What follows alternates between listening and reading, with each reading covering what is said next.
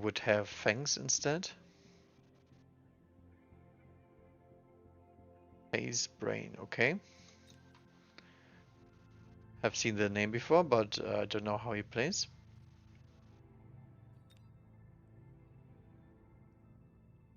Get all that spam out of here.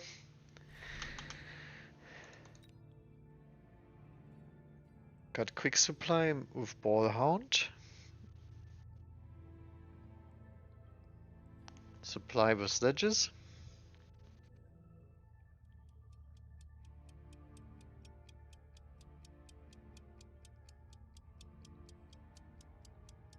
I don't know about these. None of them have arc lights or nothing. I think I will actually go for supplies back here. He is on the aggro plan most likely. Okay.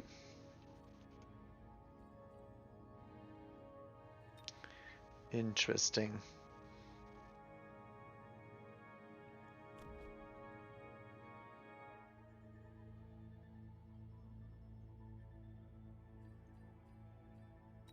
I think that's a Phoenix deploy for me.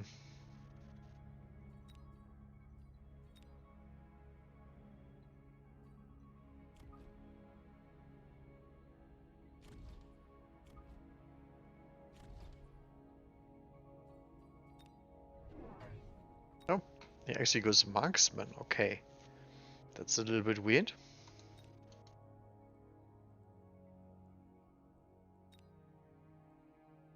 Very, very greedy play. I guess he thinks that the sledgehammers and the hounds have enough for a full clear in case I send crawlers.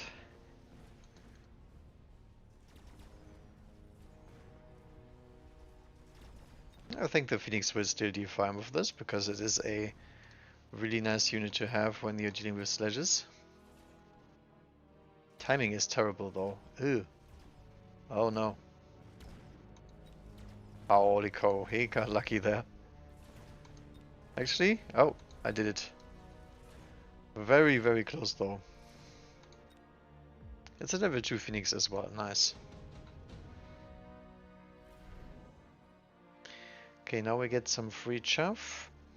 Fire Badger, Wraith, Phantom Ray. I think I'd like the crawlers.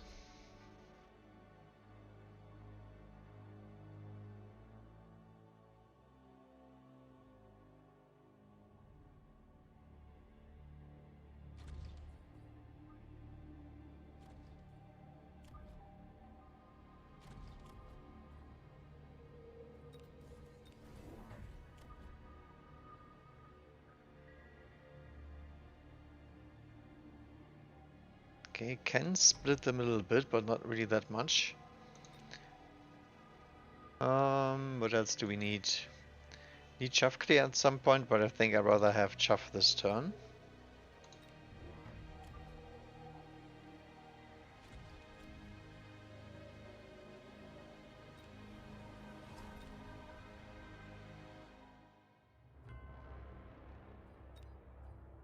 Could also drop a crawler in his flank.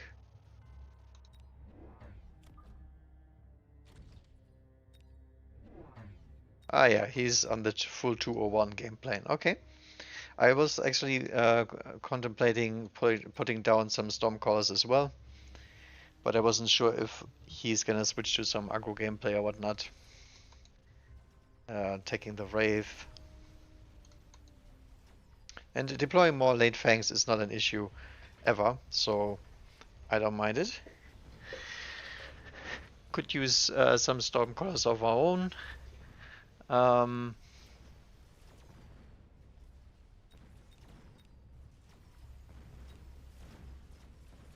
So it's basically a rinse repeat of last turn.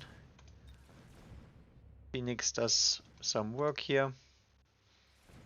Do we get the marksman? We do. Perfect. This is exactly what we expect from a Phoenix drop turn 1. We lose deploys, but we gain a lot of tempo. Smart marksman, extended range Phoenix. Okay. I think I will take the Phoenixes here.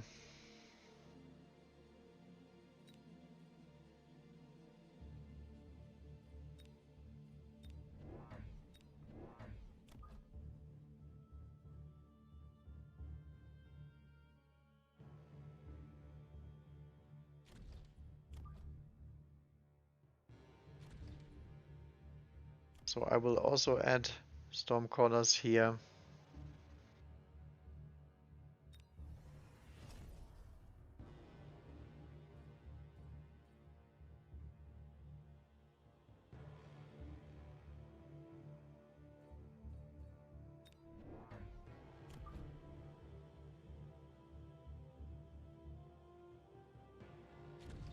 Also a Phoenix. And he adds even more Stormcast. Okay, so I guess we have to get some more on the field.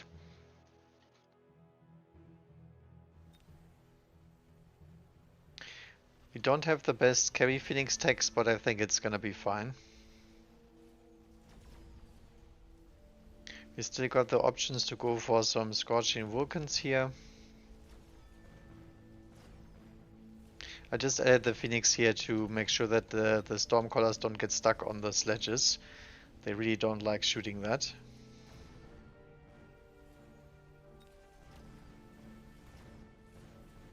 And it's a nice and relaxed win.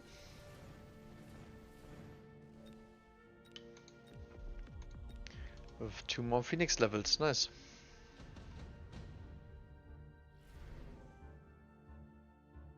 Laser sights as well. I think deployment slot is most likely more worth picking here. Both very strong, but so far I've hit the extra deploy button every turn, so I think we can get value from this. And we can get value from this the very turn we drop it.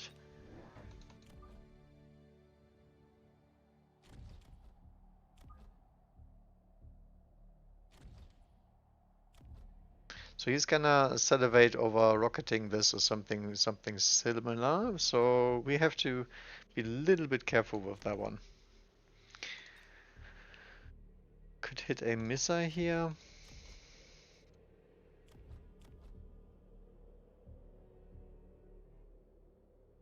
No.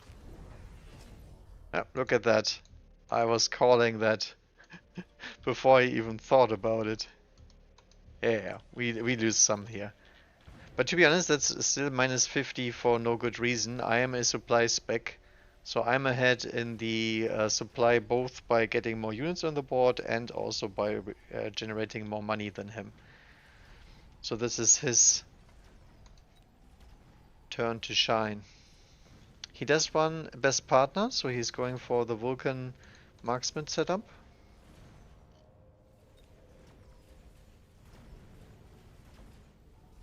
Oh, that goddamn marksman.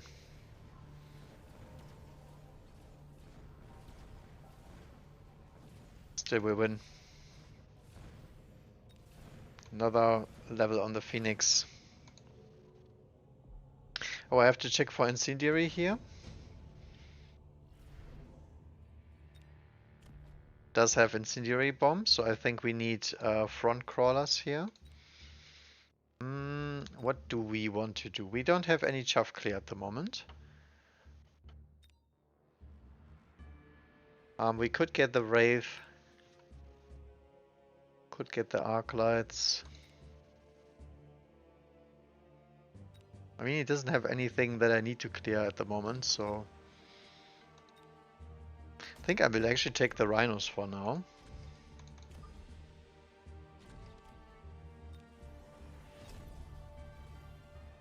Range the phoenixes.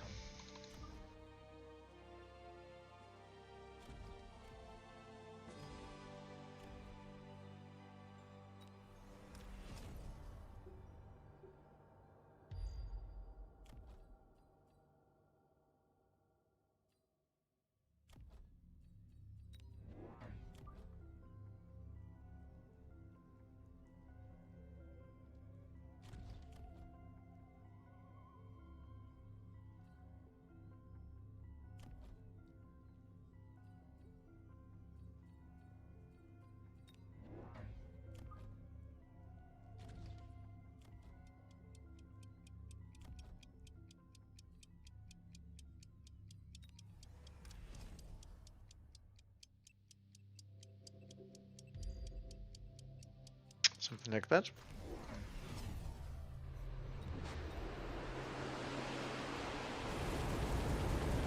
this oil. Get the Stormcallers, get the Marksman.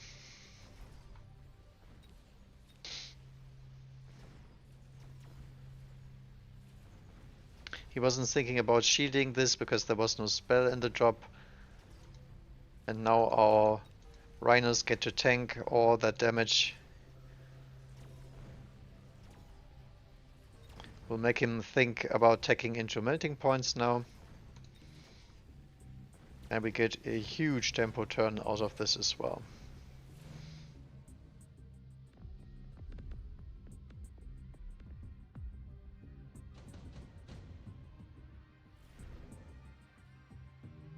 So I think efficient tech research is great for me because I barely have any techs at the moment.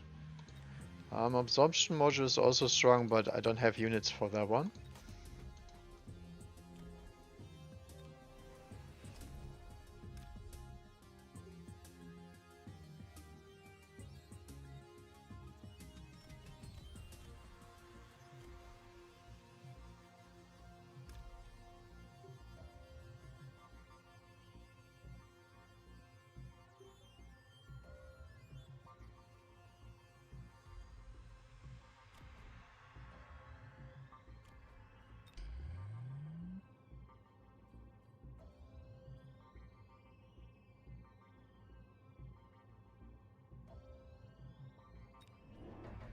We'll add some more phoenixes.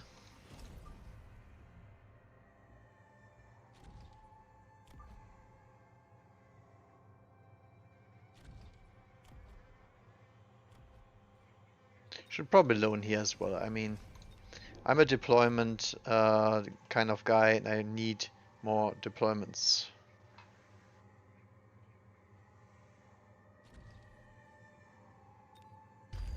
Yeah, I was gonna say he could oil me as well. So there we go. Instantly does it. In this case, my crawl is actually not that nice because I delay the Vulcan from triggering the oil. Yeah, I don't know. I think this play is good for him either way. So I don't really mind it too much.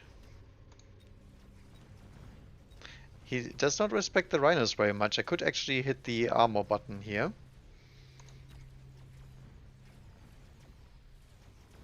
The good thing is he loses a lot of money this turn because he shielded. And I don't even think he's gonna get that much out of it. Stormcalls didn't perform too well here.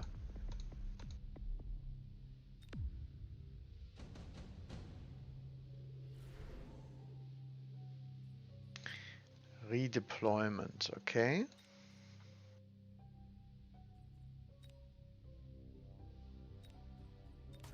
I think I will skip that.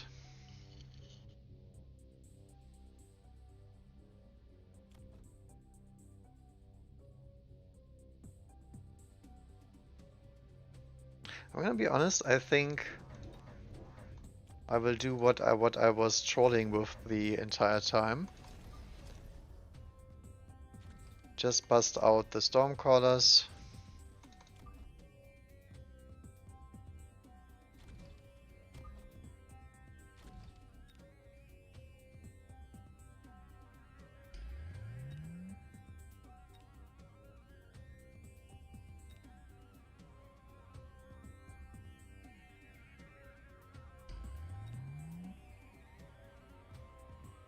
And try to let them carry.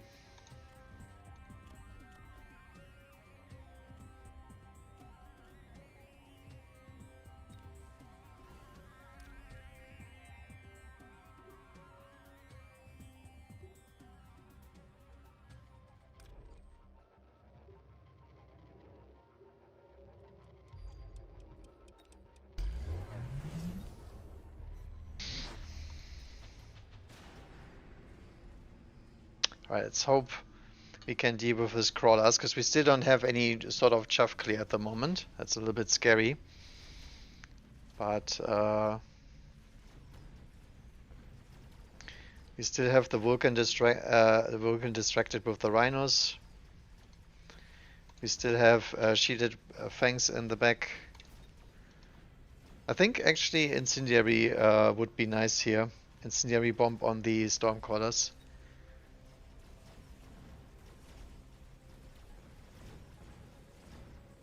We have a huge range advantage now with the Phoenix and Stormcaller combo, so that's why I'm hoping we will get.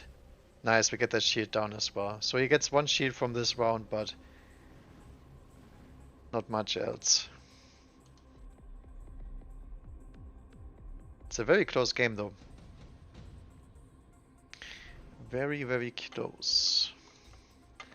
Melting points might be good for me, because we actually get to shoot at his Chaff. Could also go Acid Scorp for later. I think I will actually try to troll him here a little bit.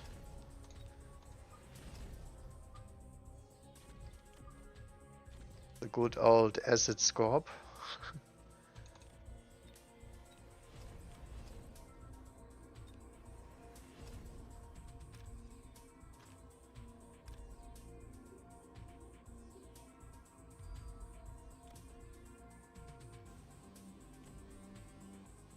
Or do we upgrade? I mean, the incendiary bomb is really, really good if we have it.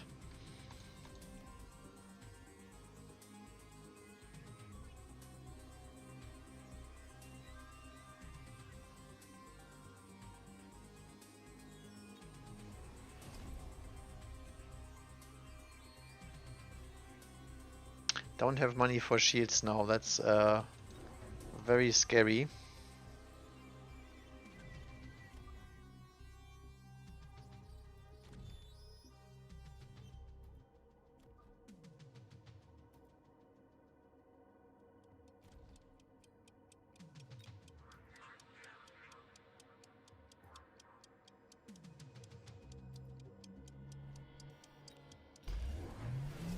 Ooh, so many missile devices. Okay. So he's doing a full-on tempo round this turn.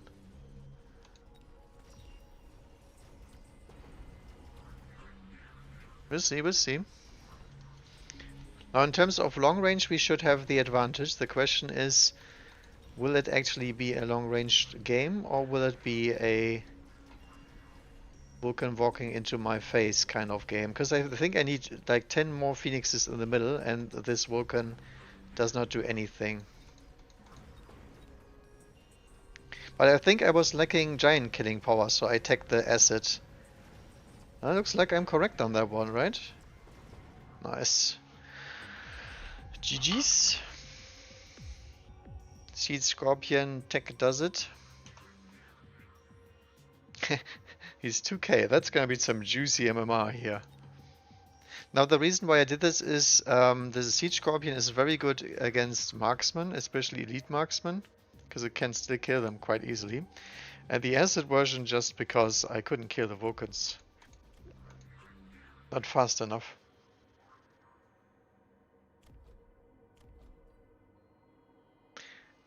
They look very similar in terms of color scheme, right? A little bit weird. Did the Phoenixes do their job? I think so. Yeah, sure. I think more Phoenixes in the middle could have also been a play, and just abuse the quantum reassembly because he didn't have anything on that.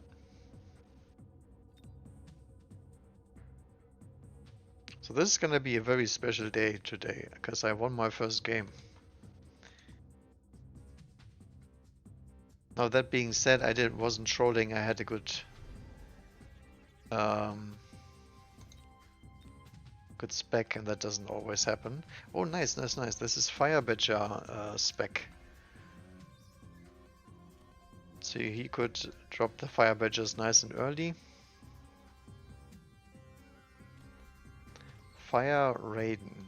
Interesting.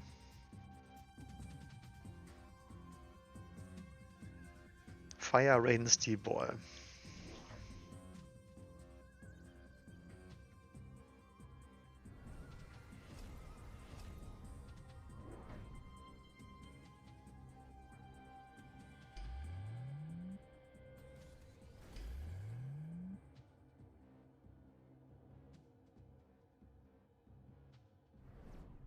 This looks pretty scary though, the iron beam here. And this one is a little bit wonky because there is a level 2 Scorpion with range.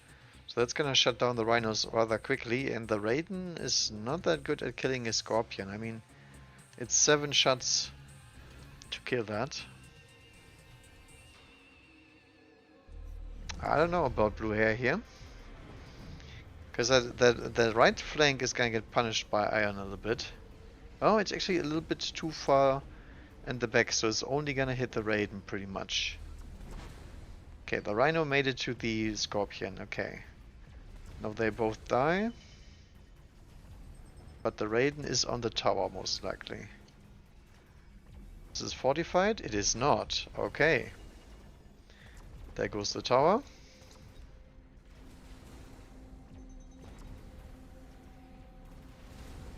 Yeah, just too much stuff here. The Raiden cannot clear that solo.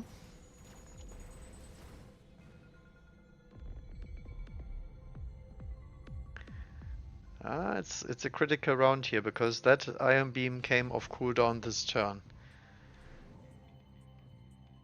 So big tempo gain for this build picker here.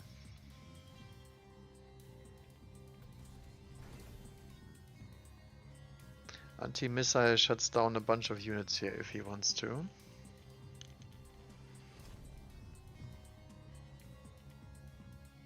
And again, this is a little bit of a Hail Mary play. There's no chaff here.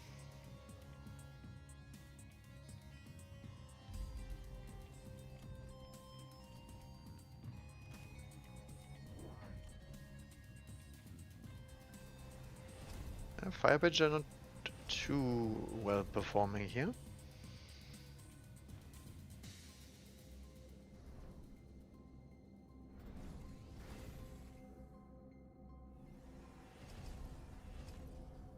Interesting that he has advanced defensive tactics. Not quite sure why. In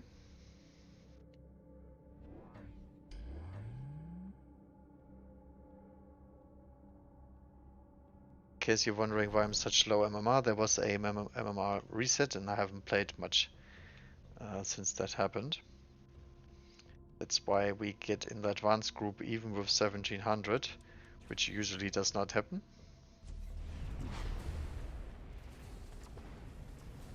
Oh, there's the missile interceptors that I was talking about.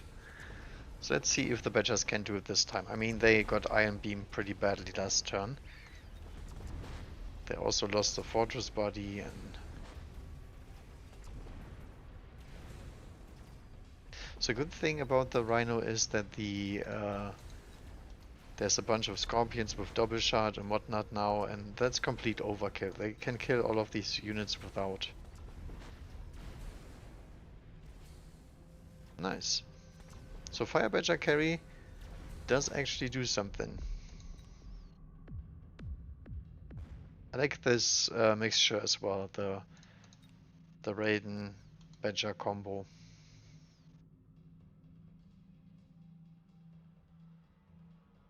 This was just a little ruse. Okay, who's still playing? Steel Sane is playing, okay.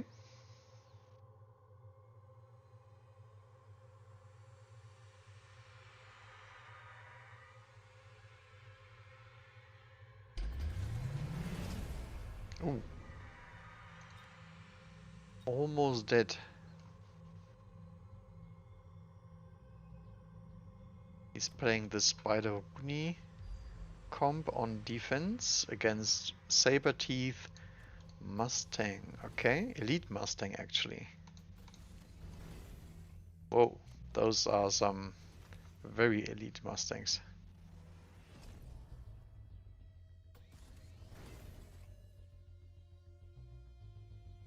There's also a bunch of marksmen here, so he started aggro and then deployed backwards. So these marksmen are not doing anything pretty much.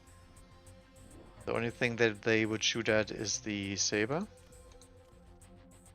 That's a Giga Saber right there. So I guess he went into melting points because he failed killing the sabers. And now he's staring down a wall of Mustang Fang.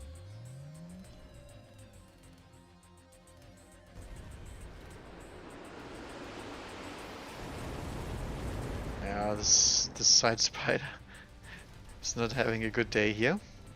I mean, the Phantom Race can tank a little bit, but those Mustangs are armor piercing, itemized, and highly leveled. So mitigating 180 damage is good, but he just has so many. Yeah, the Melter gets countered by the Wasp.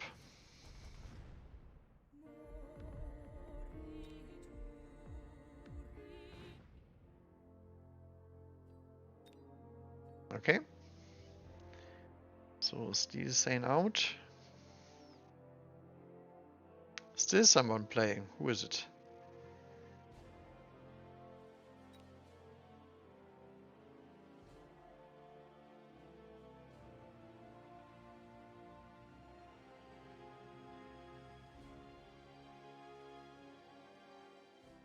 Oh, never mind.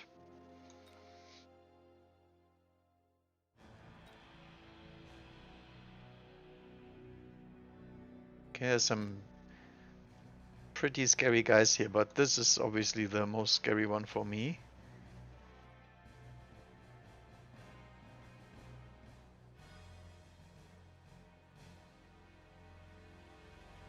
Yeah, other than that, it's the usual suspects. Dorgon, Goaches from last week.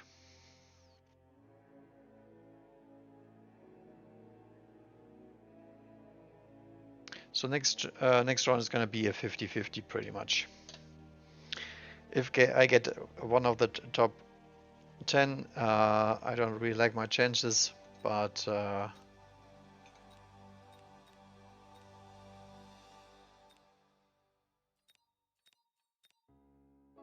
we'll give our best.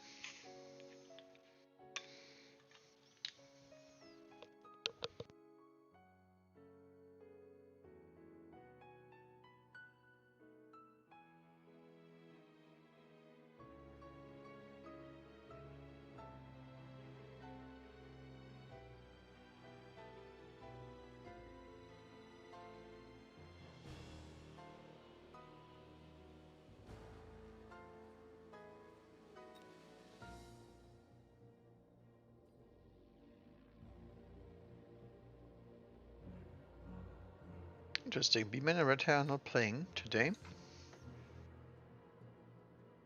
On the other hand, it's a pretty long time investment, so if you don't know exactly you have got the time.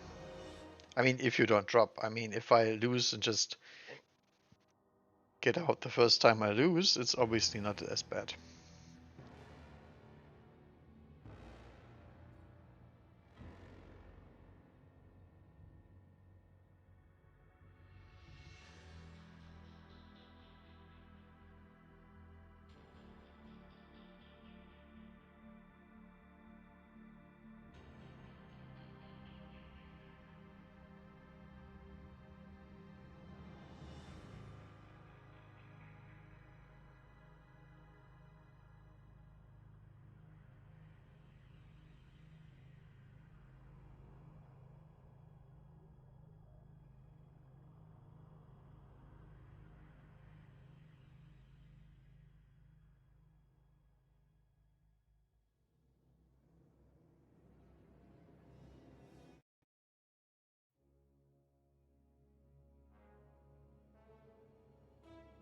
Cold Fire.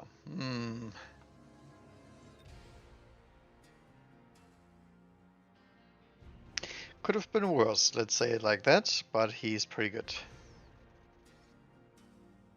If I'm not confusing the name. Got Farsia. Got Fortified if you want to have the Stormcallers. Like the Farsia more, I think. Just more HP. Missile spec, training spec, okay.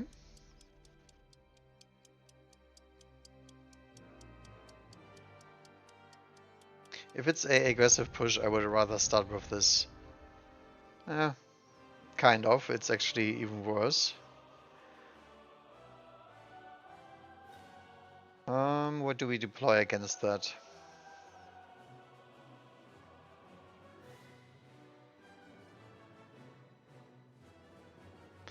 Probably Fangs, I would wager.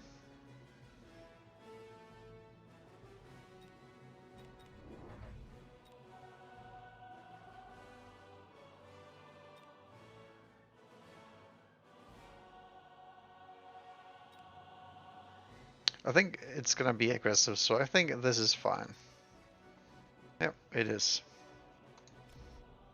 Does not have Asman. Does have armor on these spiders, interesting. So no mech rage memes. Oh, oh, what is this? Hounds. One hound, one marksman.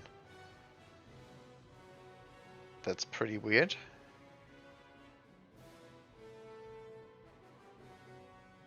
I don't like these kind of deployments very much. I think I rather prefer these ones, because then the stages get dragged over here much easily.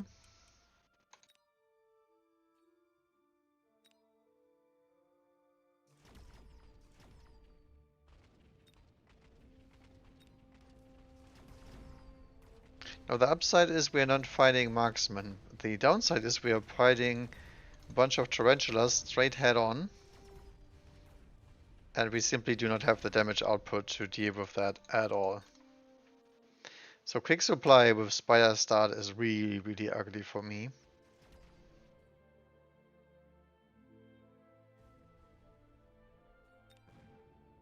Wouldn't even mind a early meta drop here. Oh, that's actually quite nice. Snipe those marksmen, hopefully. Come on. Nice.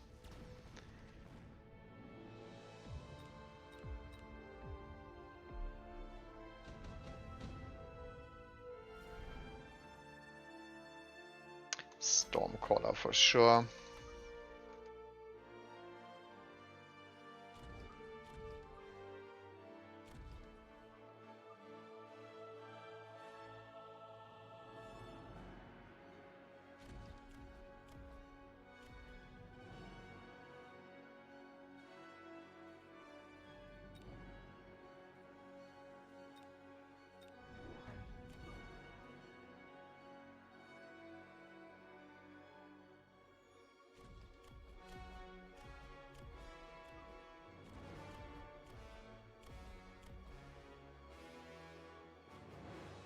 Okay, the spider won't turn. Interesting.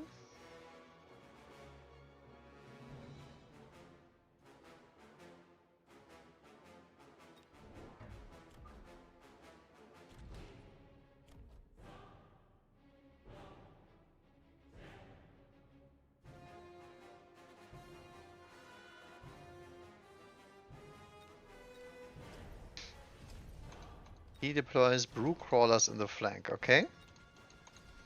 I think I still like that crawler deploy because we get to lock on to the tarantula and just nuke it out of existence. That's great. Now the rest of that is going really bad, but you know. We are still against a spider push. The thing is, the spiders deal the most damage, so if we can get rid of those, that's gonna be very good for us later.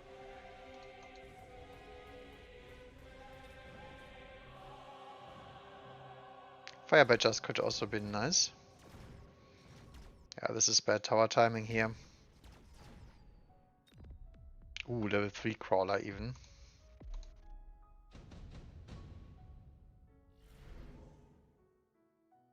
Ew, intensive training. Haste module.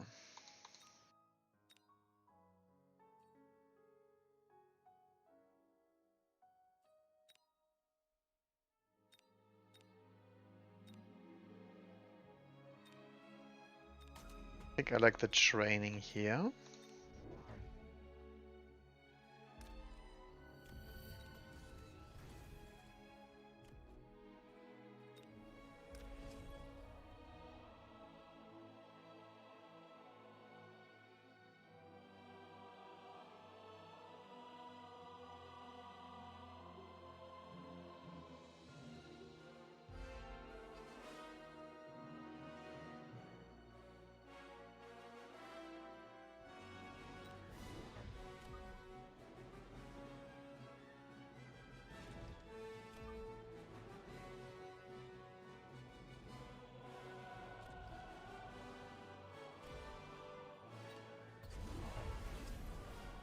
He beacons that forward. Cool. So I made him buy a beacon, he still loses half of his army, and my Arclight gets to shoot the blue crawlers. I mean, that's some value right there. Oh no, my poor Phoenix. No. God damn it.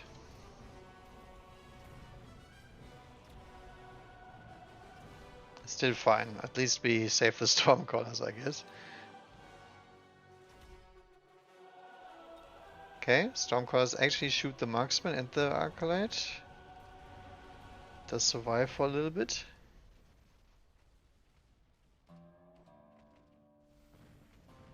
Ah, I can't kill the spider.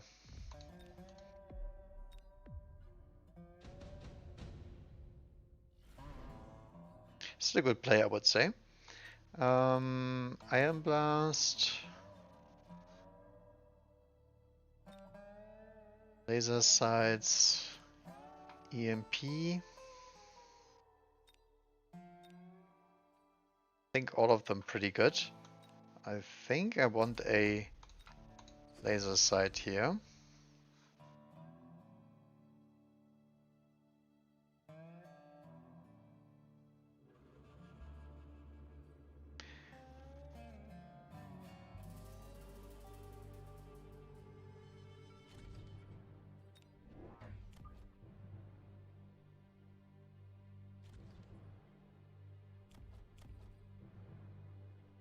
Drop one Phoenix there.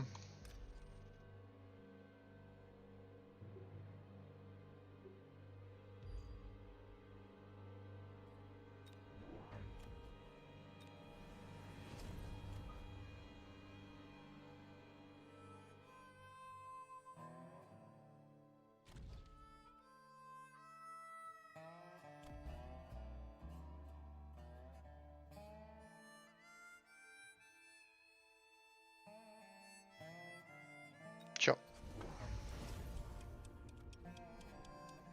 Yeah, he did not like that crawler. Okay. Missile Interceptor. Uh-huh. And he's trying to bullshit me with a bunch of spider deployers. Okay, okay. I get it, I get it. Still one crawler remaining. Good thing I already transitioned out of the Stormcaller. I already have the Phoenix as my carry, so that does not matter at all. It's minus 100 if he wants to do that every turn. And I will still win.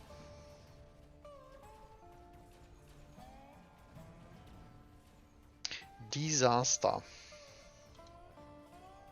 So he's trying to basically be everywhere and annoy me with a bunch of deploys. So this is the where we could actually try and hack a few of those tarantulas. Missile strike. Pretty good against my Phoenix. But I think the beacon here is still more worth playing with. Underground threat also pretty good against me. It's okay against him, I would say, but... So I'm thinking I will put...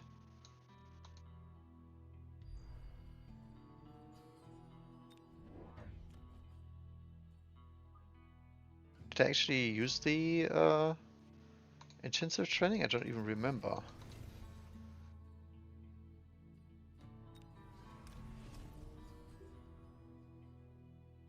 Who cares?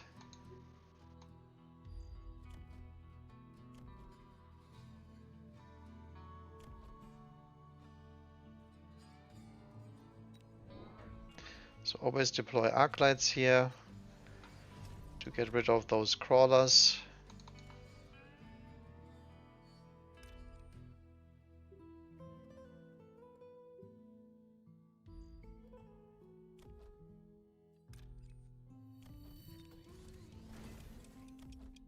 And level that up so he doesn't missile strike me into oblivion.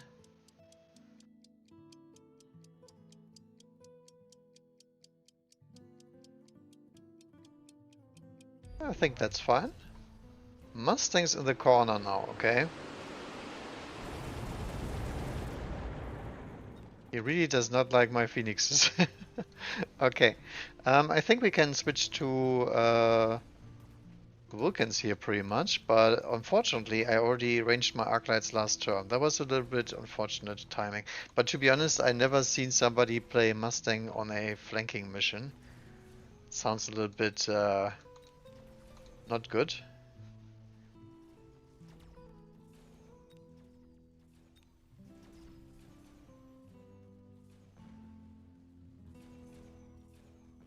You never know. Maybe Mustangs are just that OP that you can play them into any situation now. Okay, good thing we are not in hackers. Or not yet.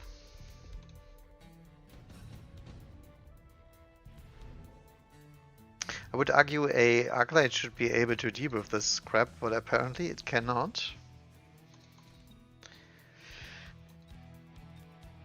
Area efficient tech research. Wasp Swarm. I think Wasp Swarm has to be picked.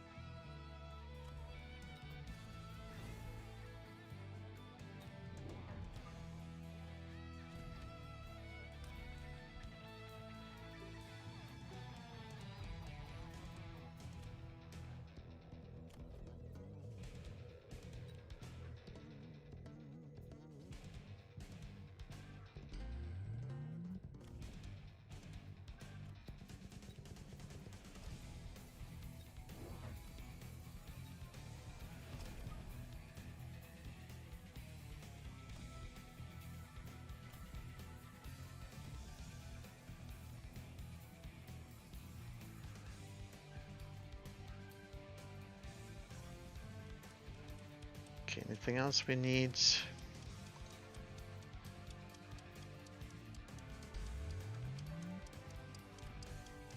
Oh, actually we try to go for one shield here. Missile Interceptor Mustangs. This is getting a little bit confusing to me, to be honest.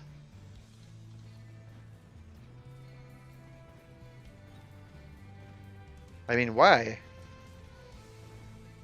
Because of one Stormcaller and one Farseer alone?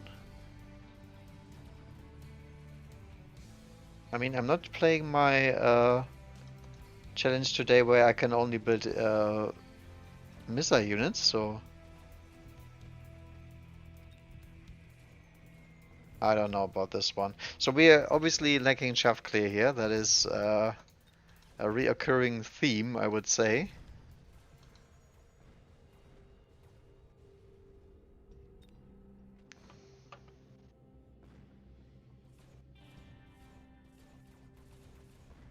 Ah, Arclight does not even turn. RIP Arclight. This is a good value shield though. The Arclights win this flank for free now. Sandworm. I think I like that.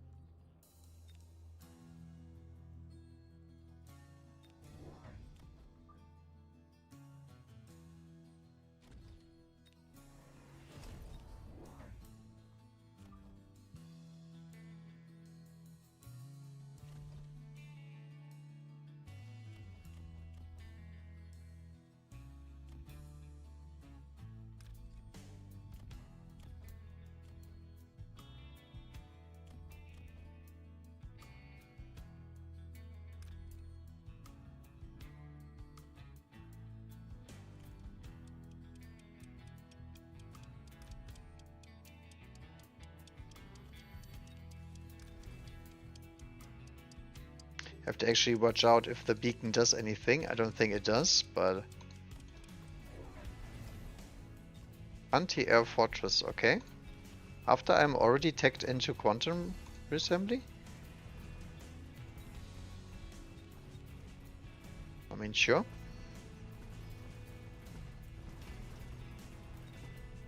Maybe because he saw the worm, I guess. Be my idea here. It's not looking good. Apparently just using Mustangs blindly does still win you games. That's really ugly, to be honest. As I was saying last patch review, I think reducing a damage of a Mustang is not really considering a nerf. Well, you know.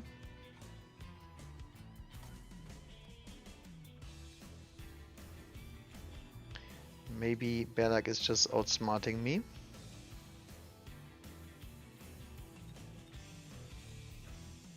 I think the worm is pretty much redundant because he has the forts now.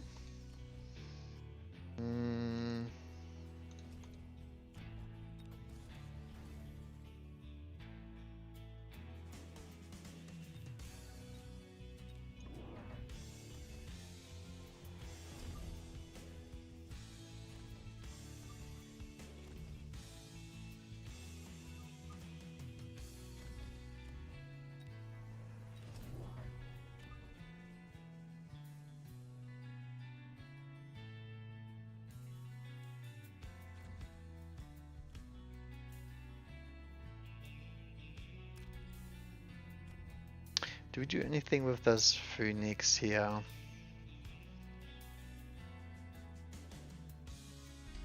I don't think so. Could beacon that a little bit to the side here. Like so. He oils me now, okay.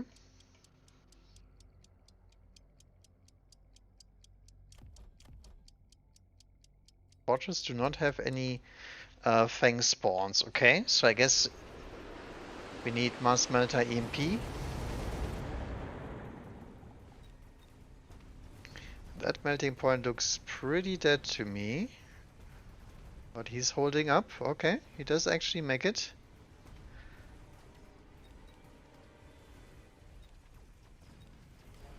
Okay, our targeting here is terrible. Melting point is targeting Mustangs, because Mustangs are many units in one pack. And we lose. Okay. That is a very lame game to lose, to be honest, because the quick supply didn't allow me anything in terms of reaction. I had to do what I had to do. And then this bullshit came online, which didn't do anything, but still does enough because it's Mustangs. Mustangs do perform well into anything, pretty much. And the Phoenixes are out-countered by Mustangs no matter what they do, since they just deploy more bodies. And I can't kill the rest. Okay, who do we got? Kitty is still playing, okay. But yeah, I think my idea was incorrect, thinking that Arclights do anything against Mustangs. They are absolutely dead. I wasted too many deploys on units that do not counter Mustang, and that was a big mistake.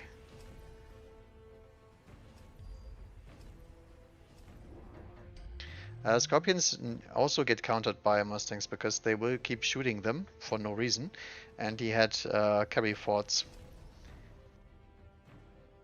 in the behind. The problem was the Phoenix Arclight thing. That is not something you can play into this. Too much random. And especially because the anti-air fortress is not that efficient, but his anti-air fortress one-shotted the Phoenix very first turn, even though it was leveled, and I do not run shields, so I cannot play against that. If you want to play against this, you have to have a different Phoenix setup, but my Phoenix setup is just to prevent aggro from killing me. Scorpions were fine against the spider push, but you lose to any kind of airplay at that point, because we didn't have anything on the board that could clear that. I mean, we have a Farseer, but you saw the Mustang Interceptor already. That's what was actually frustrating for me. He made very big mistakes, but apparently the comp is so much more powerful that it doesn't matter at all. I think I should have still went for the Scorched Earth method and just deployed the incendiary missiles. I think that is actually good into Mustang. It should counter that, but it doesn't still. So I need to replay the round where I dropped the Vulcans, because I think the Vulcan was the correct play, but I'm pretty sure that it was already too late because of the Arclight. The turn where I pressed Arclight range was when I was in big trouble. I see a lot of Fire Badgers though. I really would like to play some Fire Badger today, because I want to see how that would have affected that.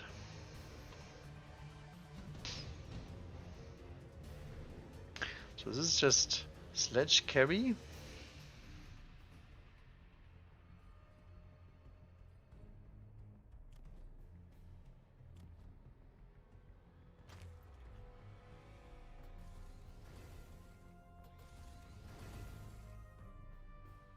Okay.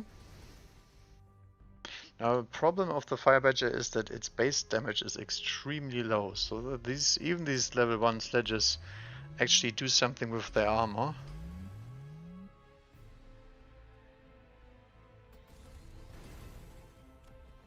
Rhino on armor. Okay.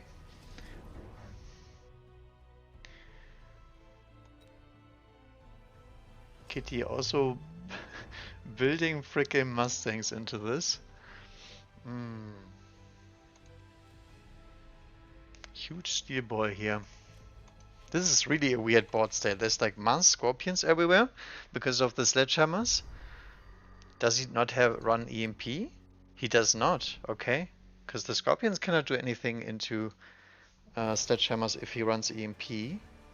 And neither does he have any EMP source on the board.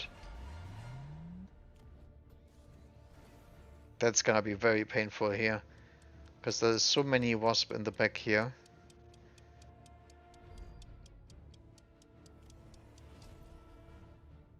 Steel balls are okay here, but does he have armor on those? I think I'd rather have armor on the steel balls here than anything else, but I mean it's scorpions, but I don't think steel balls have a place on this board. I didn't see what he sold or if he sold anything.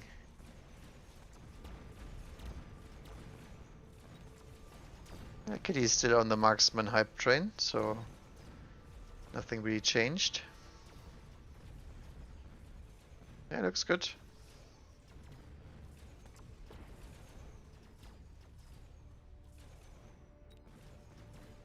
I mean, he doesn't have, neither has range nor elite marksman on this wasp. That's actually really scary. If he ever hits those buttons. Yeah.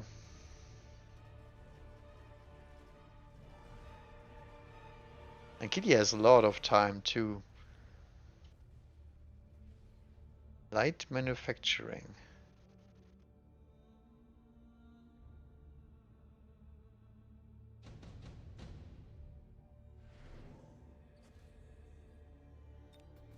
I think Moonin can win that. That looks like a board that should win. He's also playing super supply enhancement versus light manufacturing. So he has a slight advantage there unless Kitty keeps hitting the plus button.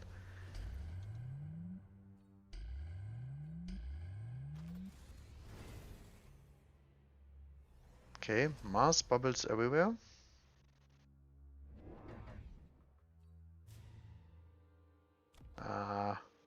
I'm not sure if this is the play.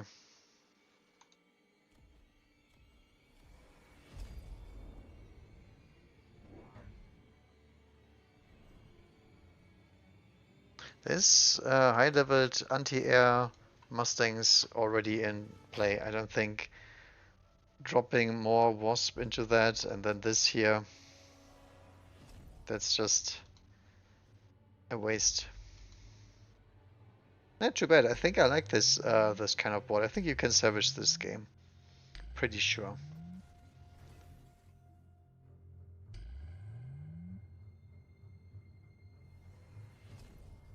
I mean, if you wanna Wasp carry, you have to carry with quality. The quantity is not relevant here. No amount of Wasp can beat Mustangs with double upgrades, especially not with the items and levels.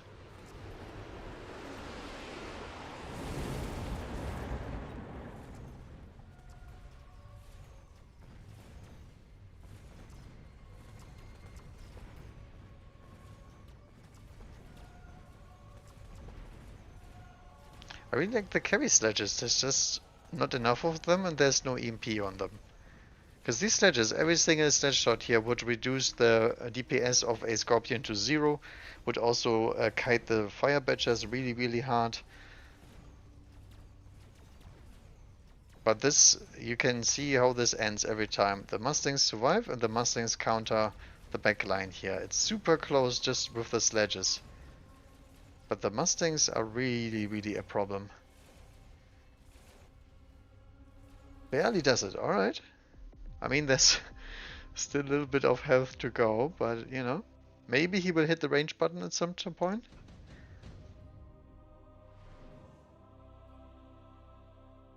Ooh, that's bait. Level 5 melting point Magidians. Stormcaller.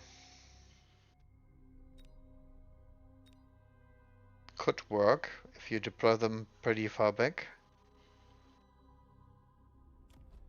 It's a one turn cheese thing, but it's 3 deploys. That is a lot of units. And he goes for the monies. Okay.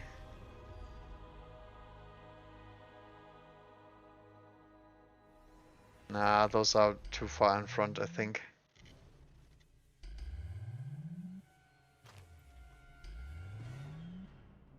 He also saw the Rhino, but doesn't have Chaff in front, so the Scorpions will nuke that shield.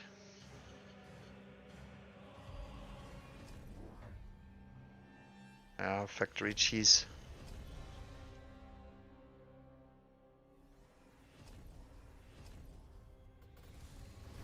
Again, it wouldn't matter if your Wasp had Marksman, because 200% and then another 100% does kill even a War Factory, no problem.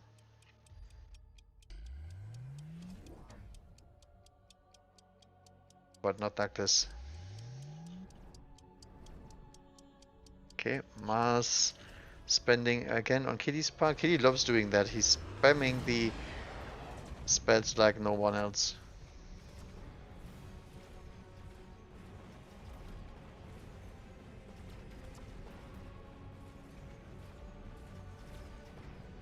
Yeah, this turn is over. There's the EMP. I don't think he can do anything about that. That's the problem with Wasp carry. Every time I see anybody win any games with Wasp carry, it's just due to the fact there was no Lightning Storm or any game-ending spell in the game. Because Orbital Bombardment, Lightning Storm, and all these spells do kill your Wasp. There's nothing you can do about those. The only thing you can do is jump drive them, and if you have jump drive, you don't have the necessary damage items. Yeah, but it was a good try, I would say. Good tries, good tries.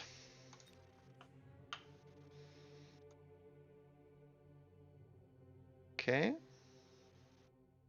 Red is out, okay.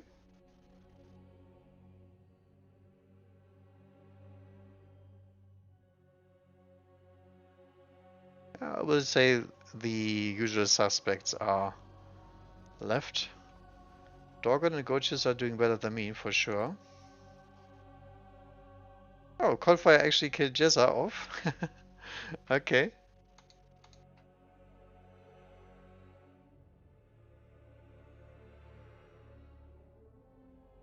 The problem is I do not know who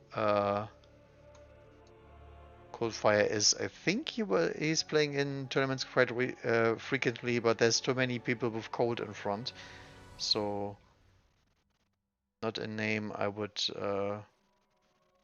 necessarily recognize. Blue Hair is still in it.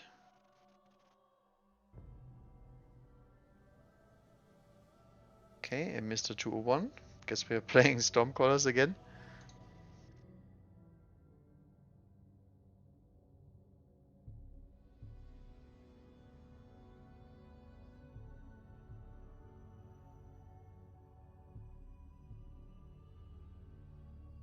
But yeah, I think Quick Supply could use a rework. I would even give them more money, because there is stuff like Farseer and Typhoon Spec and whatnot in the game, but you delay them as well. Just put them further back, because the tempo gain of these humongous packs that require huge answers, they can be countered, no problem. However, you need the right specialist for this. And since that is determined before turn 1, there's very little interaction. It's the same when I play my carry sledges. You do not win against me when I have quick supply. It's just too much stuff on the board, too much pressure, and too much solutions that you have to look for. If I get air up, your scorpions don't do anything.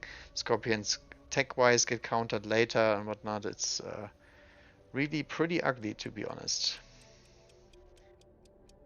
And he didn't let me get into my normal Marksman Vulcan combo. That was also an issue. So I think we start training. Ooh. Supply spec steelboard. So he could even be cheesing me with the good old Phoenix dropper.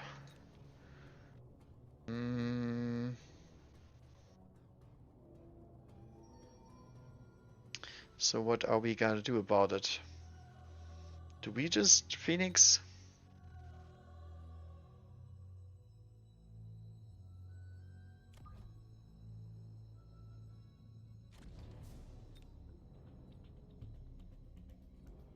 Yeah, I think we do. Go in super defensive, and if he's not aggro, doesn't matter too much.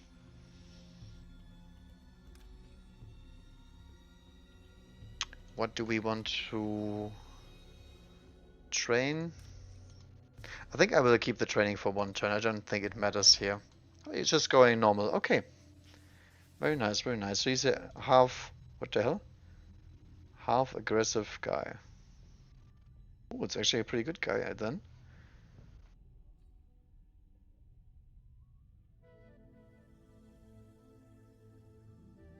But this is nice to have, because the Phoenix does well into the steelboards anyway, and we are lacking a little bit of damage. Also does well against the Arclight, obviously. Okay, that's a lot of splitting here, because of his tower deployment.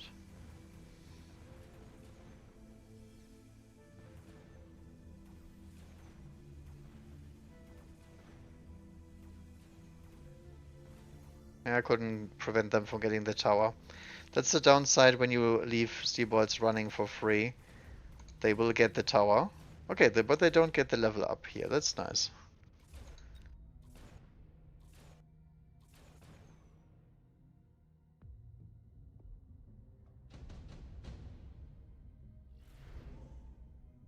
Okay, oh, there's some fangs, so we can make back our deployments. Hounds. Don't really need those. I think I could go for a fire batcher down the middle too. But I think I will actually try to play a normal game out of this.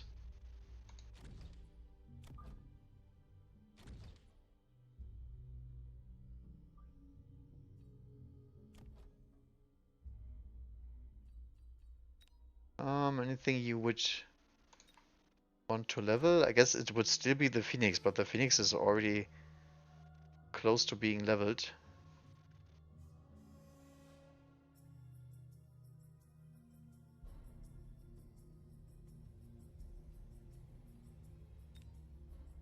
Oh, actually unlocking the marksman probably a mistake.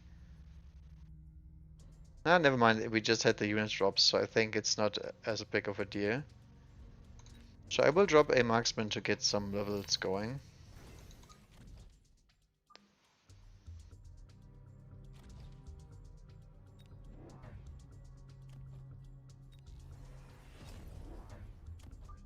Do we want to do a middle pull here?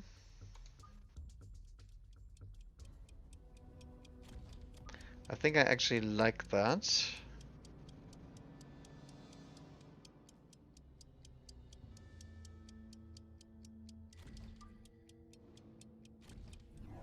Because I don't want these steel balls from splitting everywhere. I don't think that's a good idea for me. Mustangs, okay. So we are back into the Vulcan plan here, because the steel bolts do not have the necessary upgrades to deal with Vulcan. That's actually a bad flank on my poor marksman here. Rip. A little bit of an overreaction to just one Phoenix turn one, but fine. I guess he wants to use the Mustangs as an answer to the Stormcallers or something?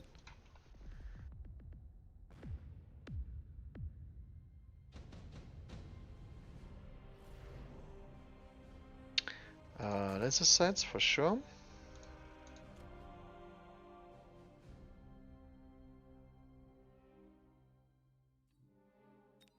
So I think I will straight up set all of the Phoenix again.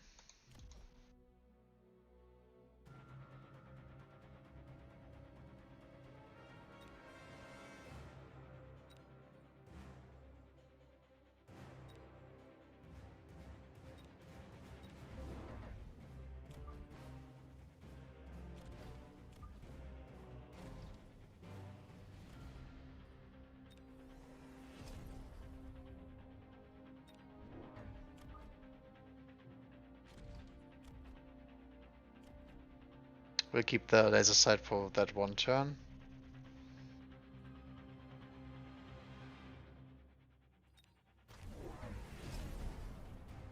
Oh, he sets out the steel bolts. Okay, so we are in Arclight versus Mustang territory now. I think that's fine. I still will take the sledges as my medium shove, and that's gonna be fine.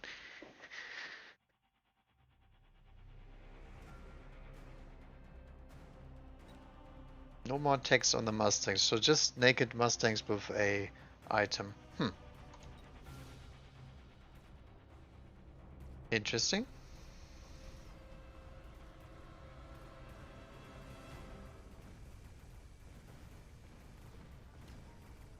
Yeah, these sledges doing some good work because they stall so the fangs can come in, and then the marksman stays alive and hopefully does something.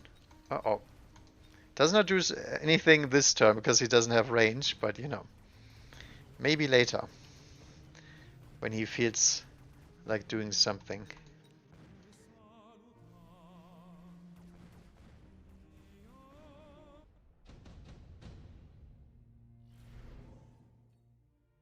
Bombardment.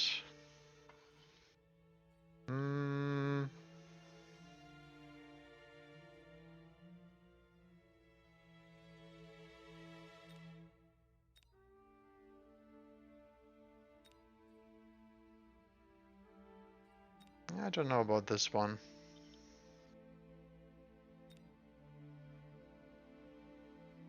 I actually will go for a Vulcan cheese here.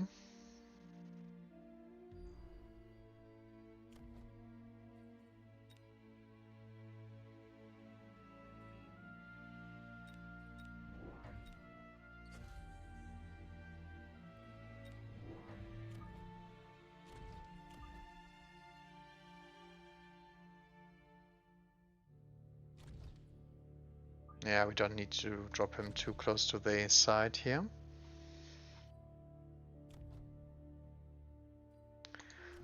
Do we keep the Stormcallers? I think we do. So the Arclight.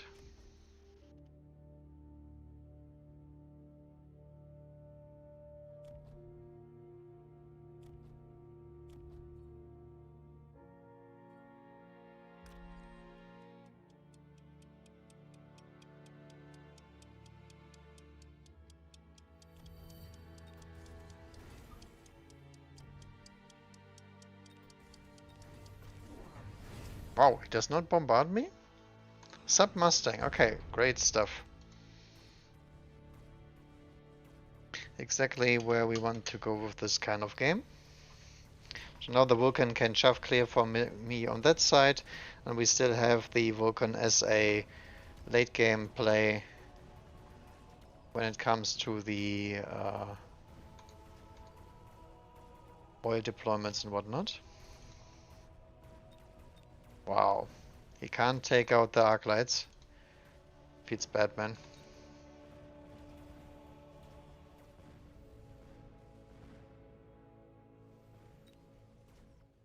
I was gonna say, can we please turn? Nope. Not quite.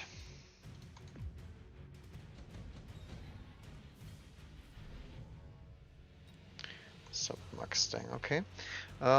Triple Fire Badger, Hounds, Rhinos.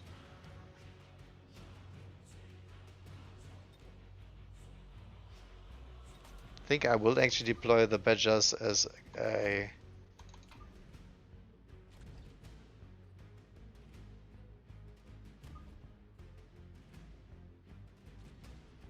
Actually, I think I will sell all of those later.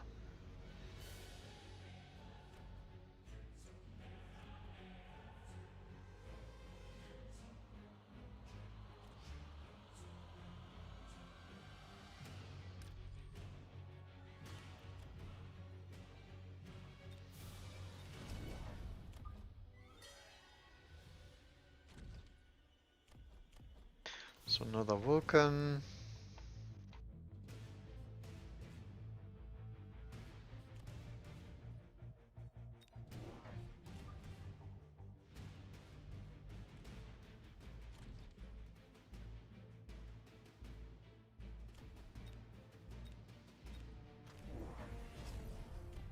Straight into Melta, so he's Mustang Melta. And pretty much nothing else. Rhinos with armor could be nasty.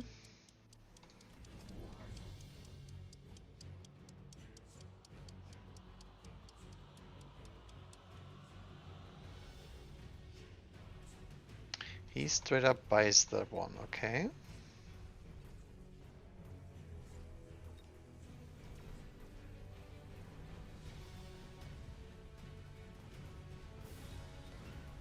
Marksman is wandering off in the distance here because he doesn't have range. So I think we need that marksman range like yesterday. Really behind on techs here.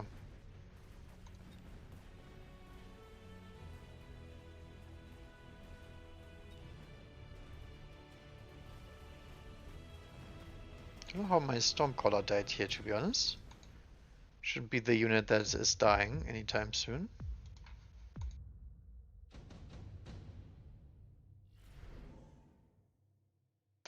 Smoke bomb, underground threat. I think smoke bomb is good here.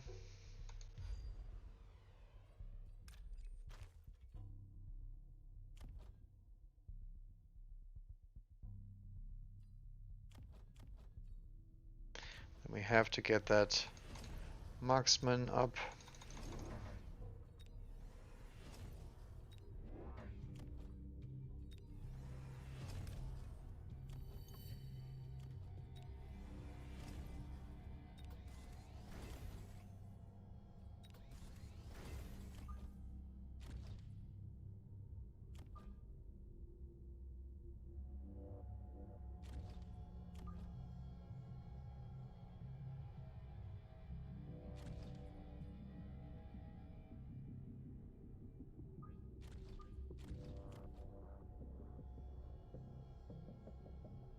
Ooh, I'm gonna get smoked. This is no bueno. I didn't even think about that one. What else was in the drop? I don't remember.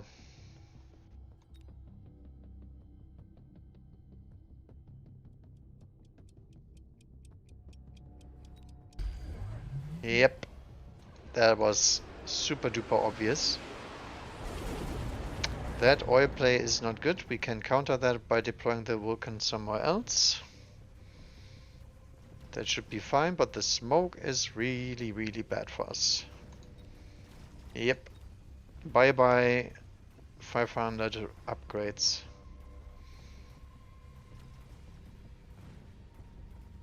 Even for him, this smoke absolutely sucks. I think it's a shield must pick round.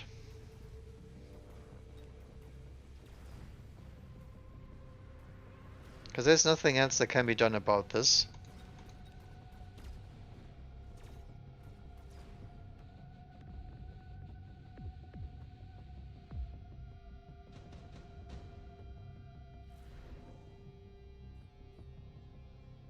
Okay, do we need tech? Not really.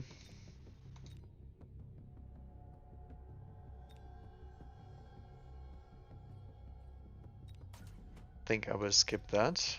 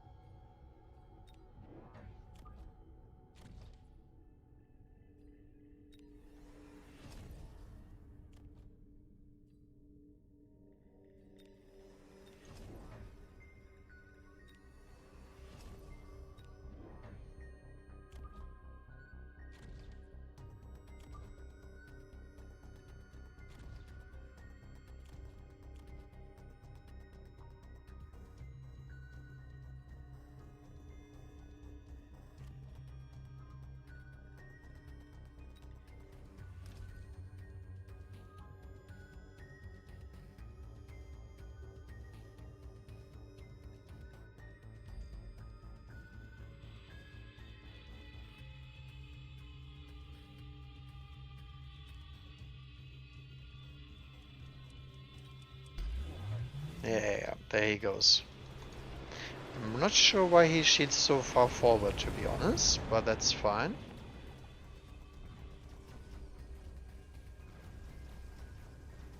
So this will delay our side here, but that's absolutely fine because we will walk into the slow anyway. And this way we get to waste his oil turn and not ignite it ourselves.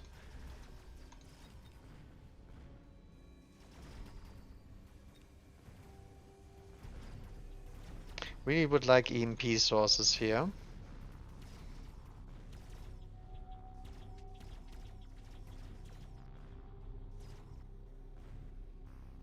I think it was a okay round, considering we got absolutely shreked by the oil earlier.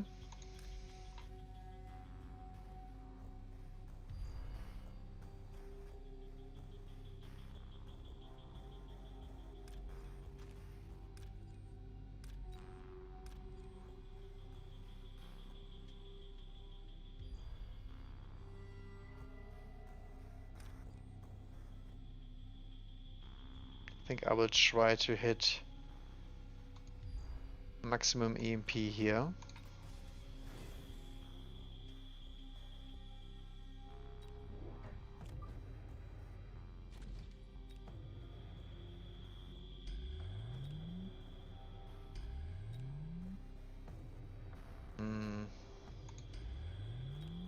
That's not a good bubble here.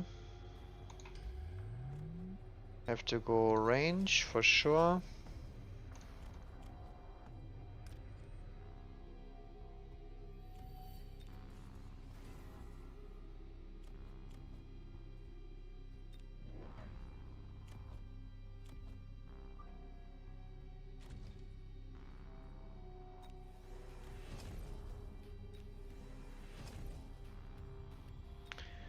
Then some late fangs.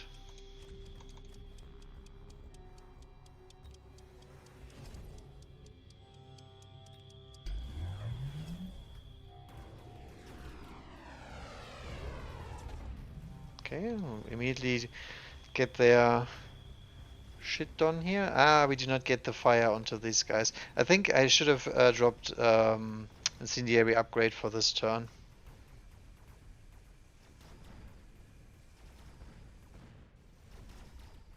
It's fine though. We do get rid of the Mustangs this turn, I believe.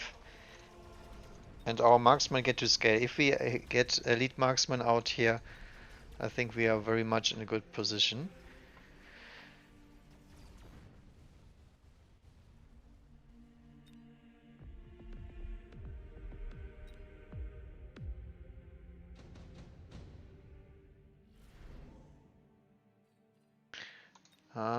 Steel bolts could be a play. Typhoon and Wraith. I think steel bolts is the correct play because there's a bunch of them.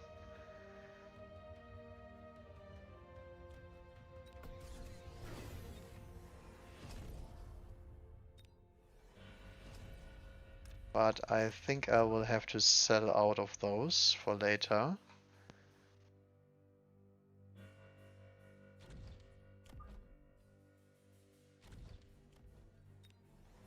Because we will need shields here.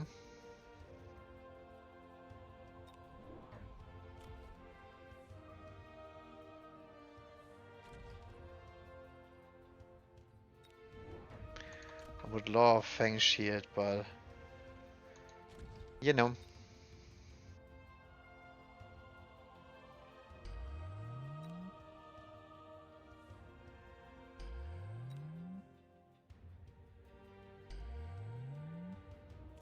Marksmen are really expensive, but the point is we have to get rid of these frickin'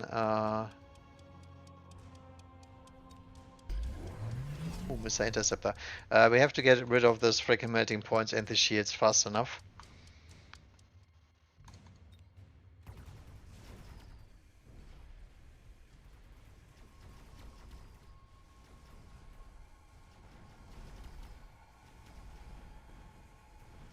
Oh yes, fire cleaning docks now. Interesting.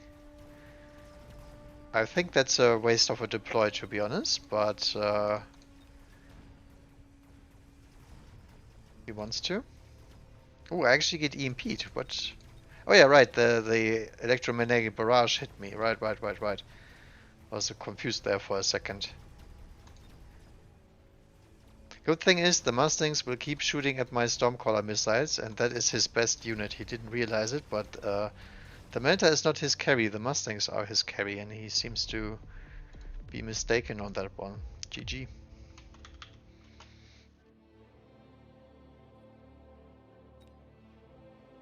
Yeah, well, one Fang Shield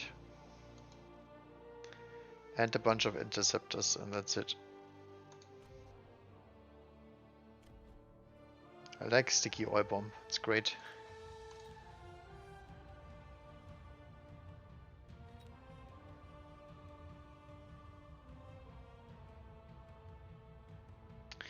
Good stuff, good stuff.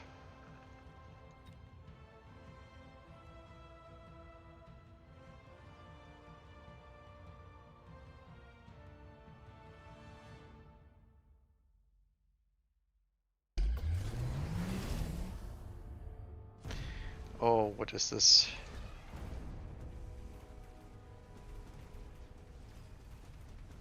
Mass-produced fortresses. Rocket and Fist.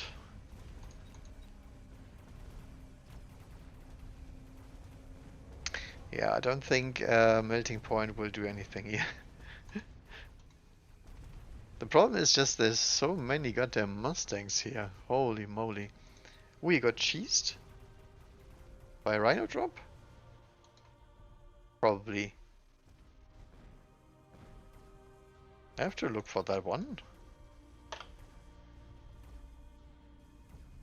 But yeah, as you can see, the melting point is has absorption module, but it does keep shooting at the Mustangs here. I think this is where you can actually hit the missile interceptor to prevent these barrages from hitting you, because his fortresses are a little bit too much up in the front.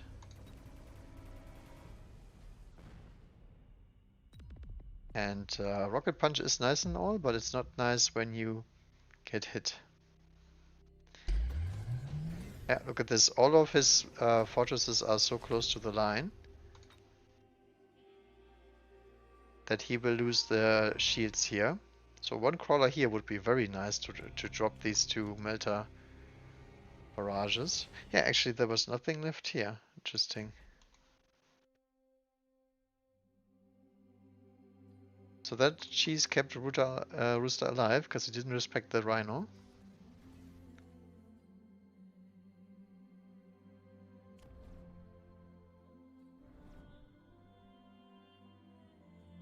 There's a lot of spells coming up. So this is the big turn for Rooster. He doesn't survive this one, that's gonna be ugly. Oh, he goes for a one turn Cheeseroni. Level 3.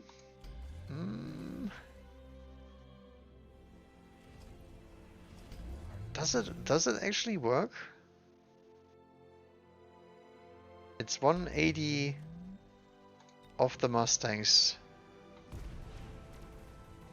And there's Degen Beam also. I guess the Degen Beam does make the difference, right?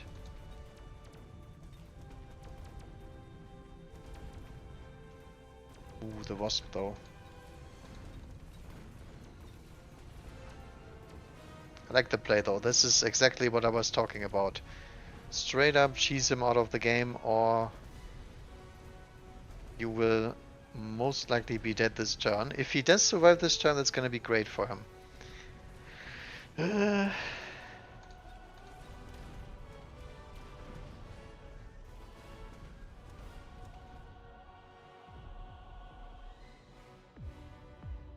Okay. So Wraith gets it done.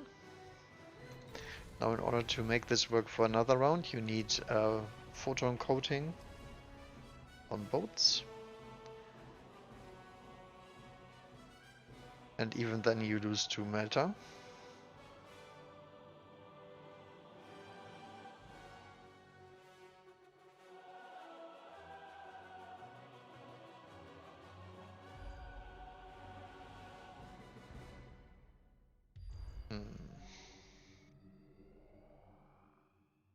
I think the Iron Beam should be more forward here.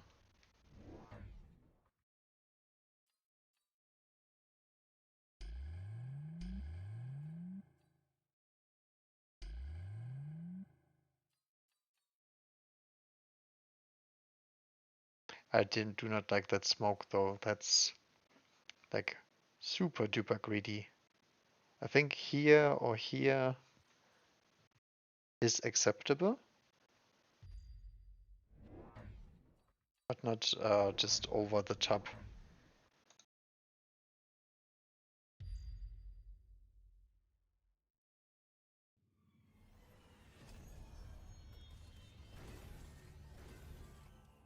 Charge of Phoenix. Okay, this is a limp dick answer. Holy moly. I do not like that.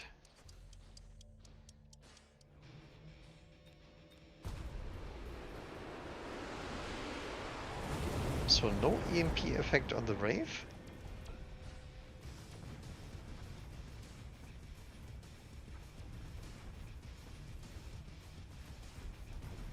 Yeah, look at this. This should have been smoked.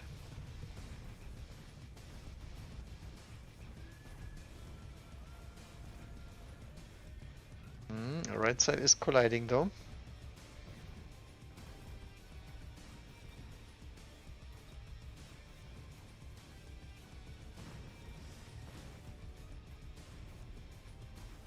But I'm afraid the power of the Mustang is pretty nasty here.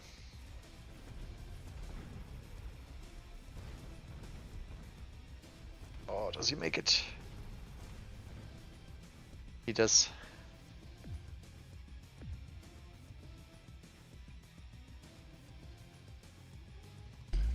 But yeah, that was his entire spell battery wasted. Still didn't get the kill. But this Phoenix is... I don't know what he was thinking. Maybe he thought he had EMP in the Phoenixes?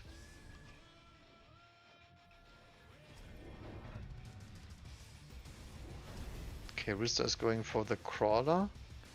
counter.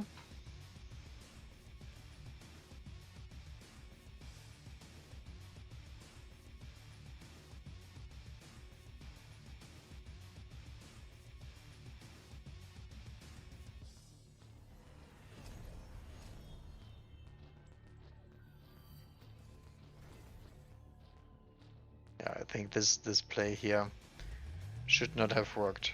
Not like this.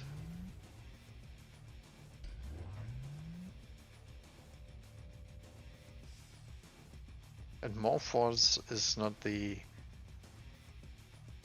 answer here.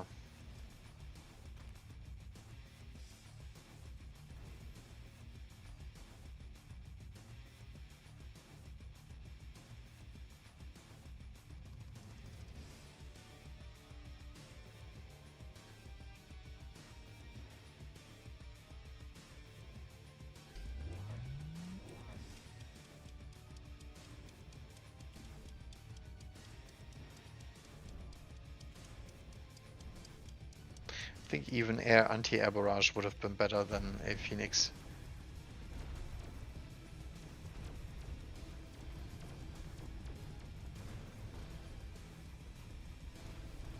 But yeah, dropping more forts is very, very questionable here.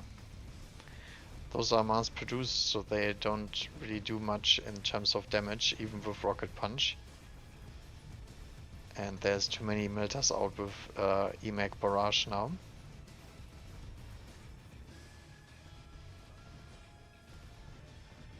So Mustang's trying to carry here. Okay, they do it. Holy moly.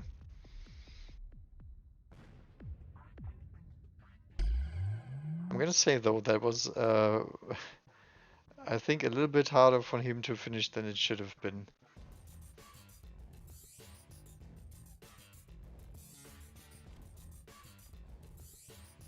It's also charge shot Arclights here. I'm not really sure why. Because of the hounds earlier?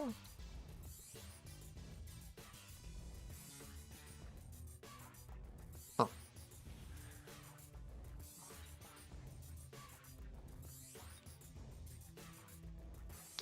Okay then.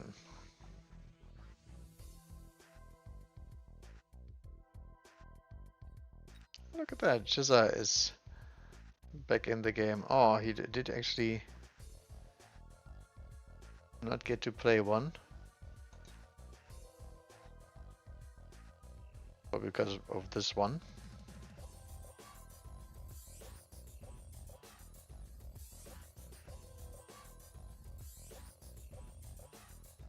So Coldfire in the lead, even with the minor points. Interesting.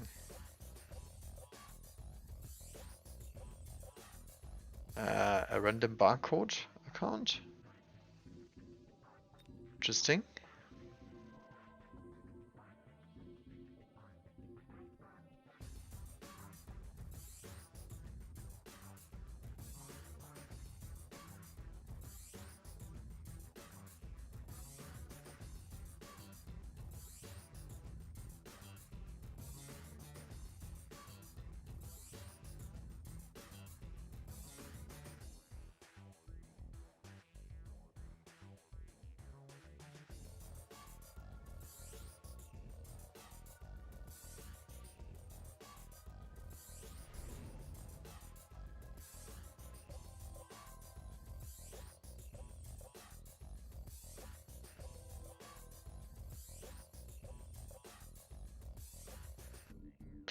Okay, so we have supply spec with spiders if we want to, a missile spec with Fang Stormcaller.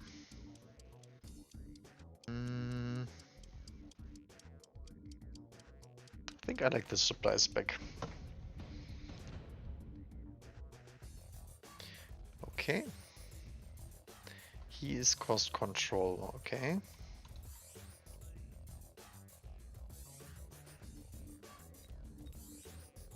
Means there could be Wasp coming or something like that.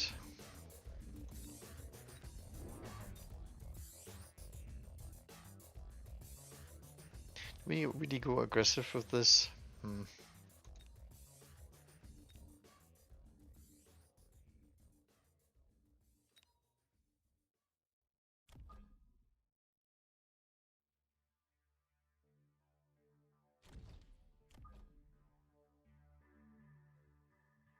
I think I'd rather stay back a little bit.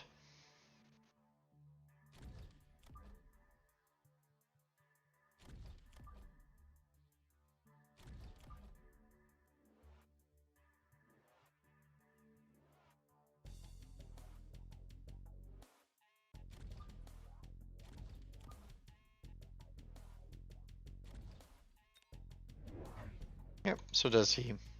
And he busts out a Stormcaller turn 1. Okay. I think that's a good call, because that is the best against me.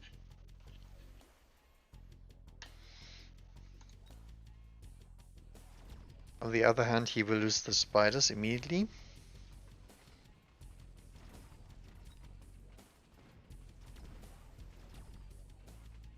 So we could use some late chef. But I think we'll just get our own Stormcallers. I mean, we counter each other's boards, and my units are more in the scaling park.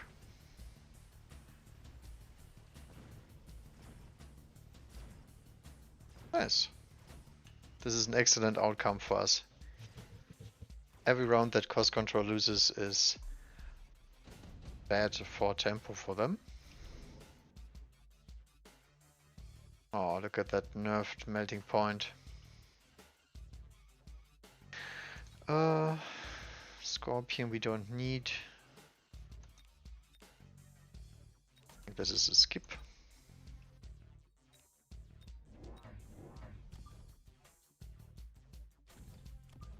Add our Stormcaller here.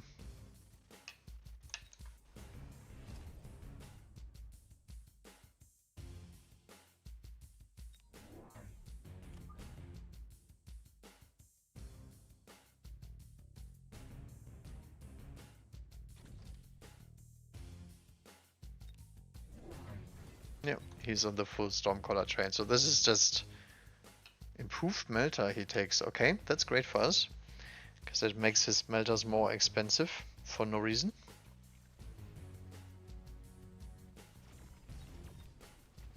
Yeah, this time the spider dies immediately.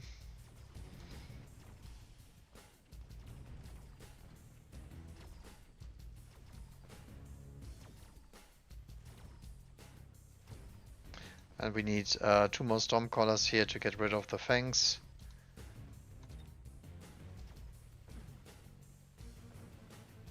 Or Vulcans, or anything pretty much.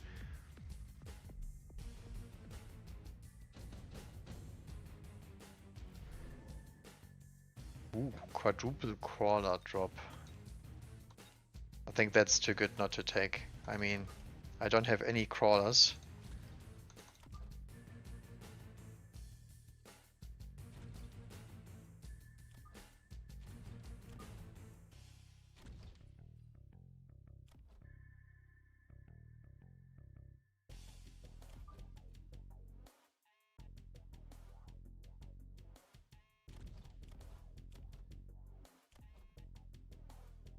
We'll also drop a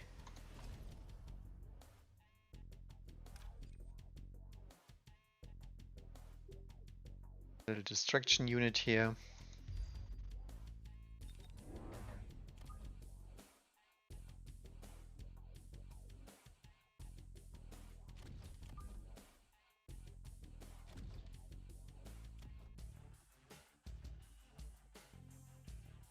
I will not. Do we spend the money here? I don't think so. Could be good though.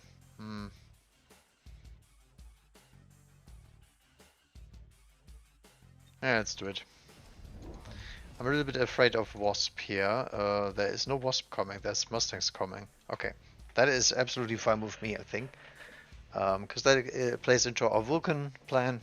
So now next up we have selling out of the Tarantulas and then dropping the Vulcans and then the Firestorms and all that stuff.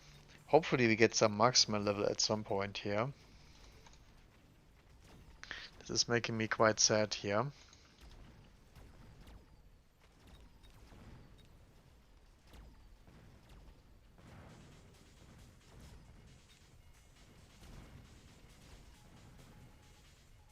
It's actually quite a big loss. What happened? Somehow we weren't able to kill the tarantula as well? Huh.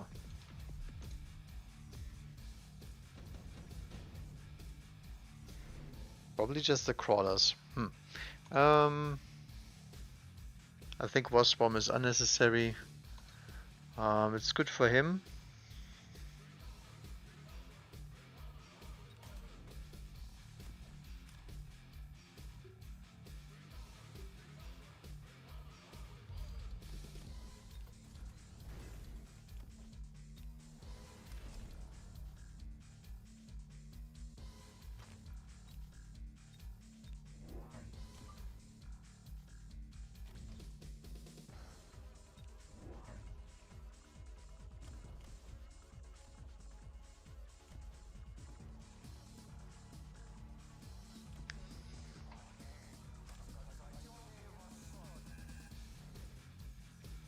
I see the wrong side here.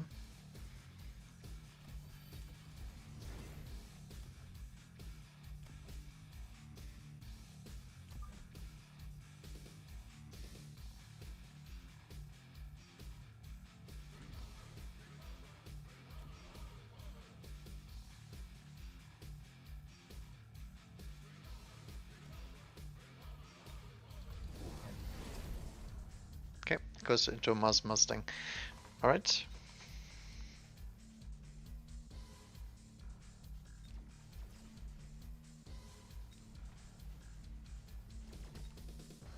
Now this time we don't have anything to clear the chaff here. It's a little bit dangerous.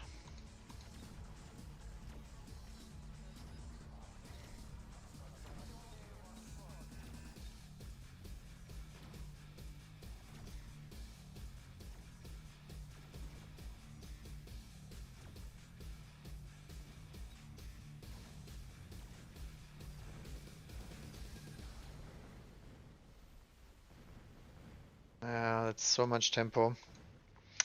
We will die into this and pretty soon, so I think we need the full Vulcan gun line online. Right about now. And there comes the smoke bomb. That's always the same problem here. Yeah,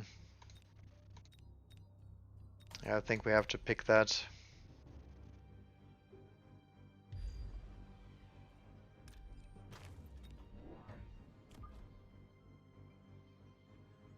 Oh, I actually misdeployed my Stormcaller here. Whoops.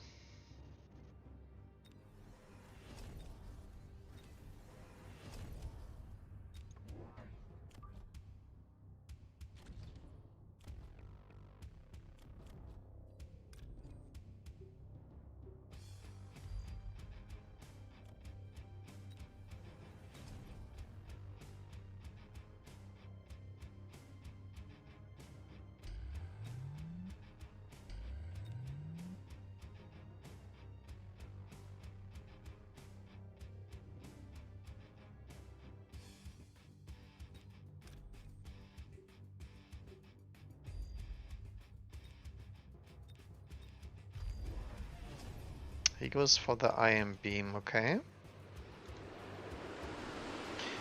And he does not shield. Interesting. We'll actually take out the Vulcan, right? Oh, this was so close as well. Was one step away from not getting killed. God damn it. Well, let's hope this Vulcan on this side can prevent enough damage.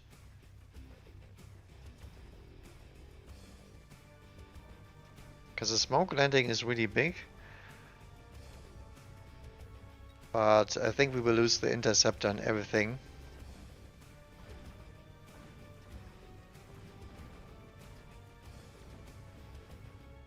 Yeah, looks like it.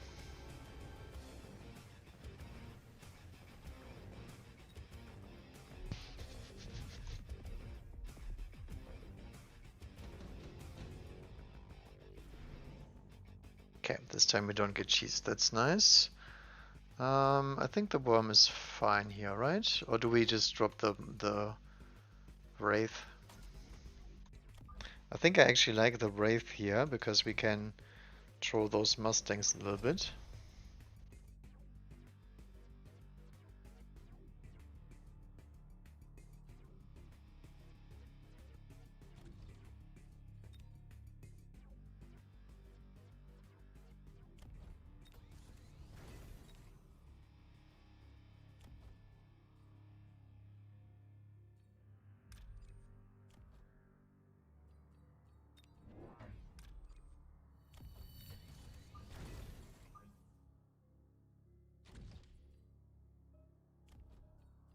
So I think I need 2 more marksmen here.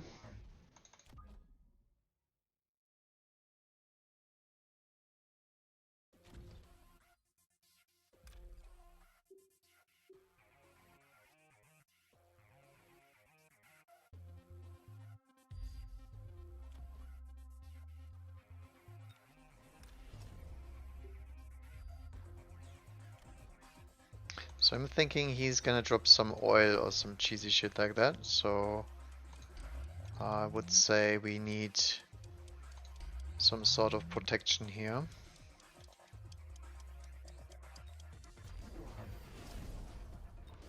He goes EMP Stormcaller, Melting Point, and Worm. Okay, alright. I mean, if we can survive the Worm, that's gonna be good.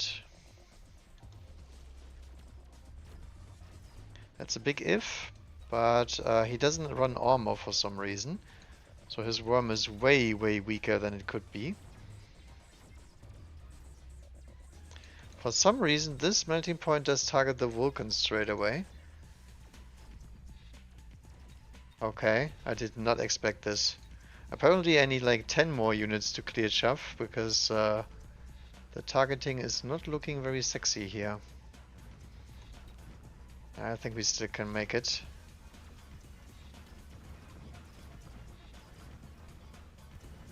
But that's all on the back of a smoke round as well, so very dubious if that works again.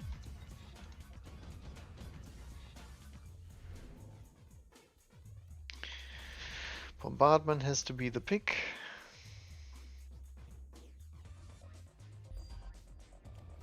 Yeah, this Vulcan is deployed too far forward, that's why it's walking up here.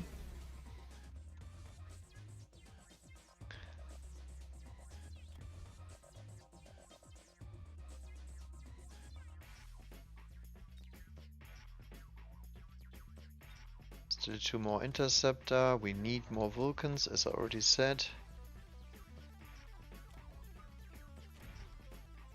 And I will also attempt to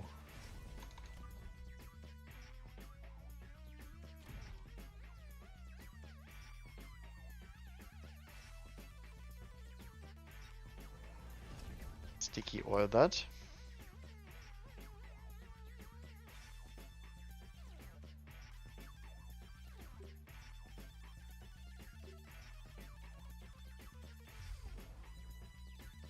The Wraith will just hold position. Actually, I think I have to say that. Otherwise we are going to get our ass firestormed here.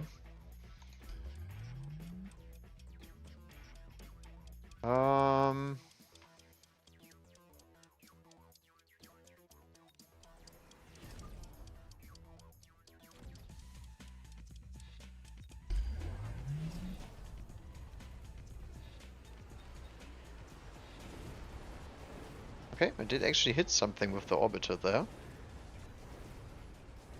Ah, he also did. Not the marksman.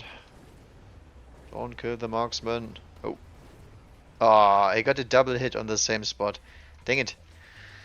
So that is my marksman on this side dead. It's actually quite bad.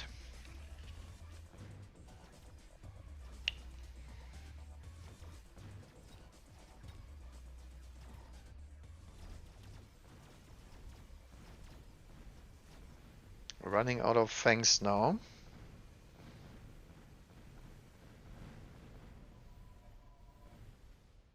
Damn. I think that's enough. Oh, just barely cheesed. Okay. GG. The major problem here was the fact that I deployed this Vulcan too forward. He should have been more backward, and then we could have done something about this. But the cost control thing did us in earlier because we didn't have enough units soon enough. That's the thing with Stormcallers. They are a little bit weird because you can get ahead really, really quickly if you have additional deploys or additional money. But my marksman didn't do much there. That was the culprit in the Vulcan turns. I think you can delay the marksman deploys and just elite recruit them, or wait for a unit drop, and we just try to out Stormcaller him. I think I shouldn't have switched out of the Stormcallers. Just deploy more of them, tech them. Because his Mustang army was absolutely useless in that case.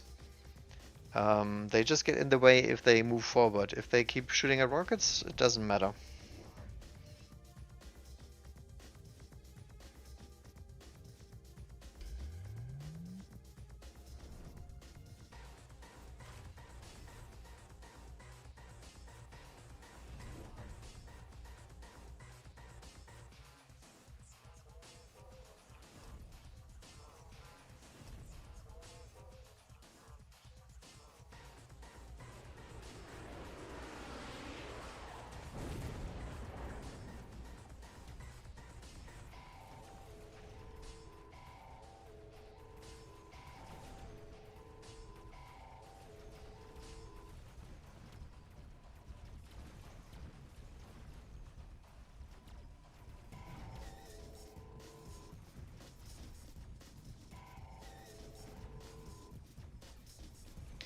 Okay. What do we got? Melting points yet again. Still some doggies on the field here, so he's still a dog believer, as it appears. Was he elite spec? Nope. Just a quickie.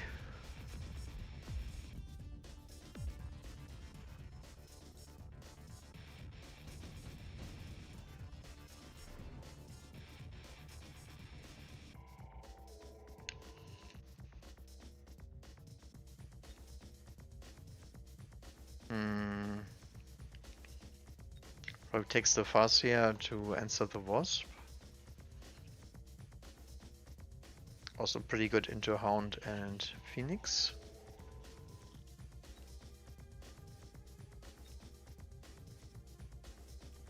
Yeah, can't pick Wraith here.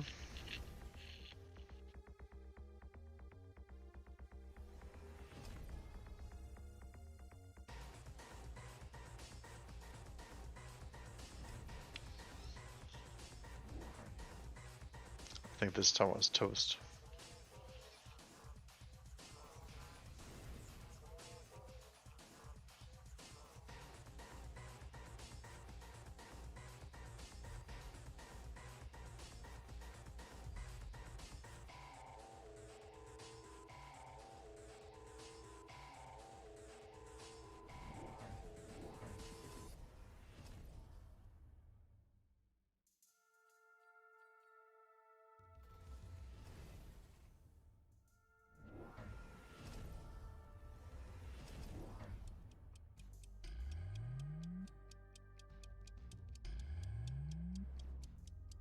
Okay, randomly drops some Mustangs. Guess he's afraid of the Wasp.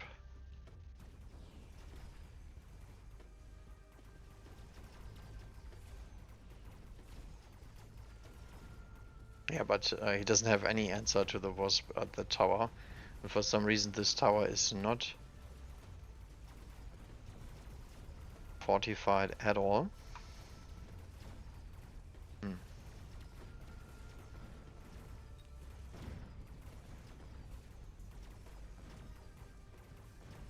Okay, so he is dead.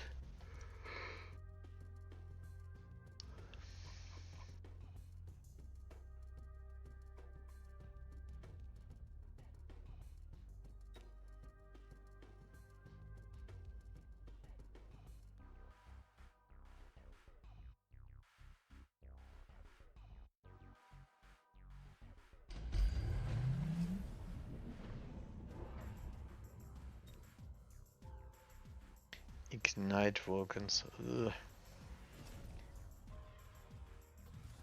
Nice area spec. Doesn't have anything on the board except Vulcan Saber.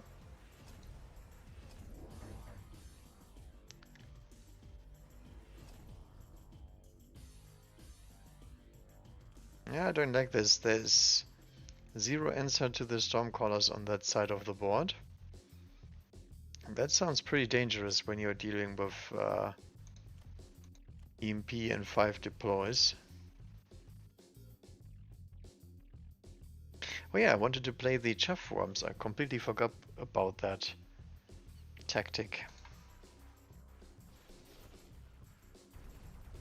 Chaff worm wasp. Yeah, terrible sheep positioning because there was no chaff in front.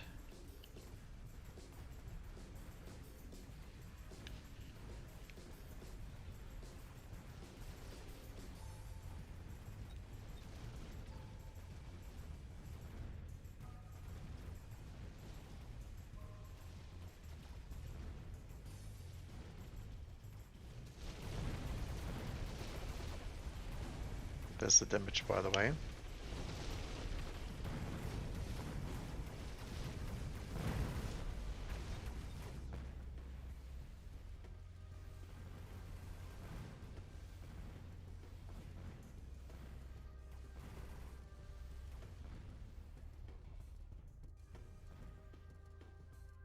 Just make it. At least he got some interceptors.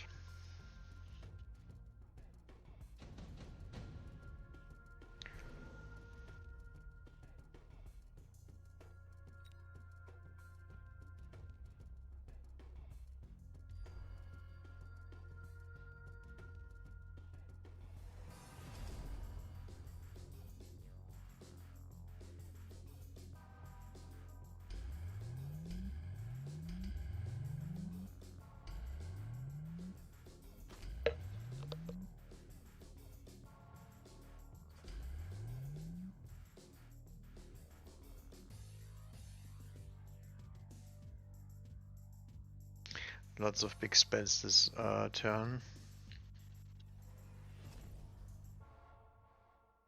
Double fire coming up.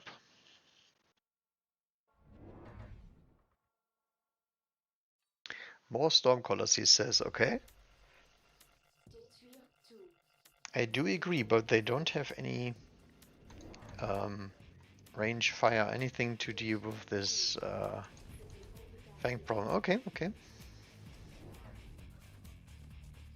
This is getting scary now because they have 175 range, so they will actually drive into the Vulcan Melter line.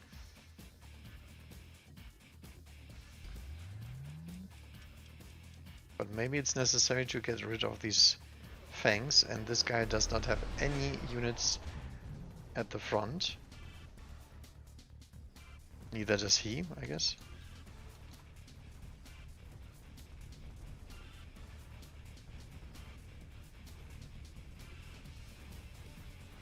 So he's playing the complete missile overload style. Should work actually in this case because he has the fire now. It's a little bit much invested into the worms for my taste, but I mean they are tanking a little bit. Just not very much because the melting point is coming online.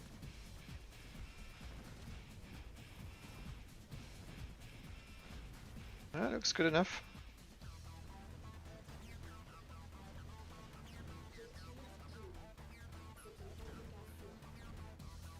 Also gets rid of the interceptor again. Ooh. Not quite, not quite.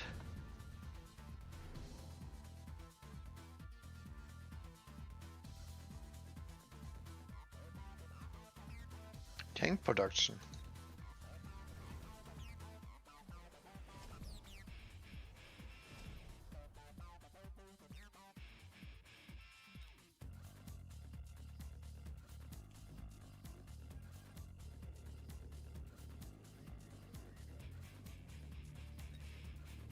I think I would actually like the advanced offensive tactics.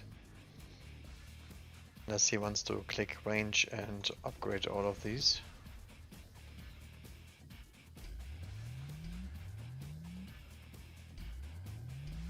Takes it.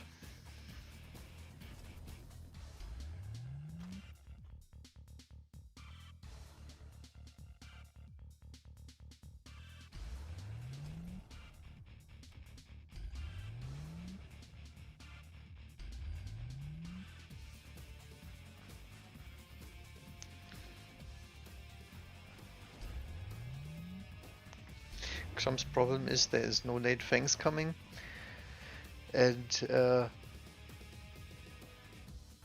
it is a double spell round. Oh, he does actually deploy the correct crawlers. That's pretty PogChamp, because that is actually what you're supposed to do. Now if only he would also do that and deploy 2 units here, so these precious shields here don't get annihilated by the first missile barrage for nothing.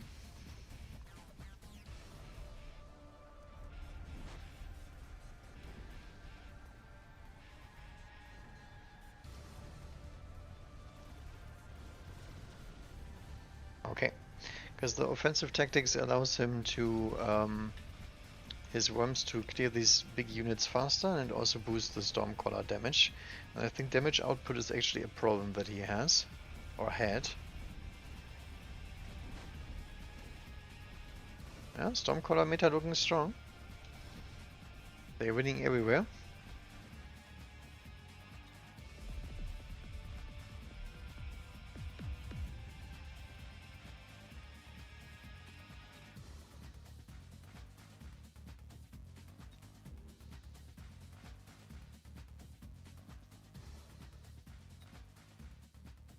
Alright, Codefire got taken out this time. Blue is still in the game.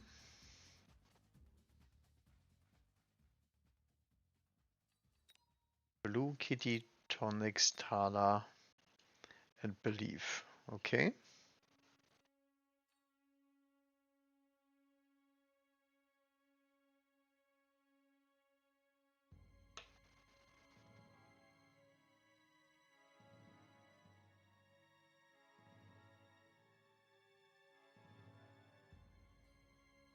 I might actually get to play Tequila. Let's see.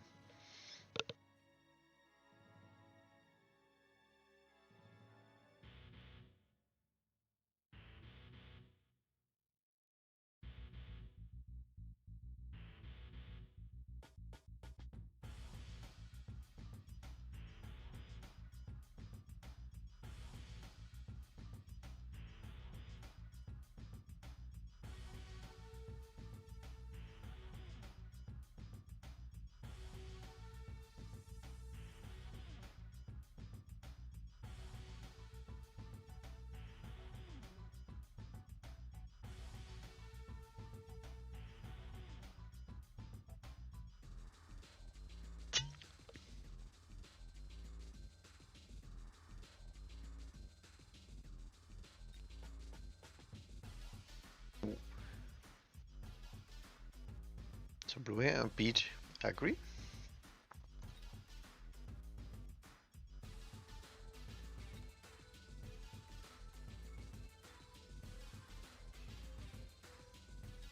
Yep. The third round.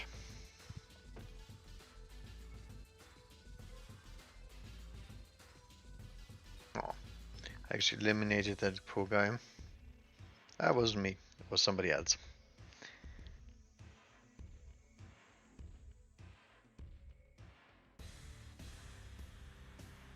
Oh, B-Man was also playing. He lost to my guy. What the hell?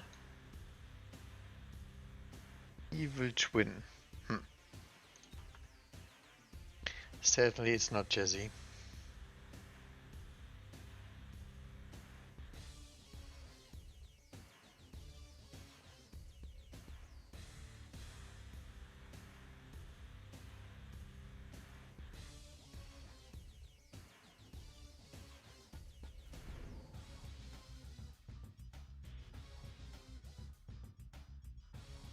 Okay, we got quick supply sledges.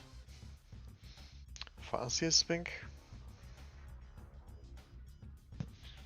I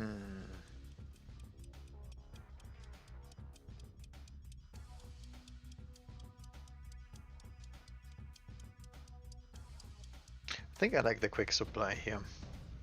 Very good defensive pack, I would say. Fortified steel balls and hounds. Okay.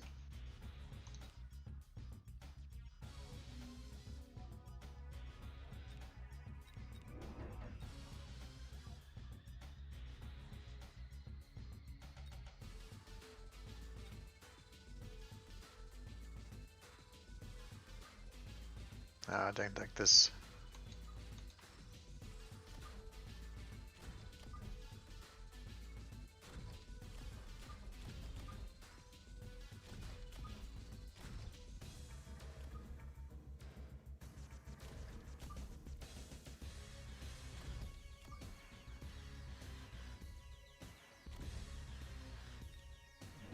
Okay, so he's going to the left side.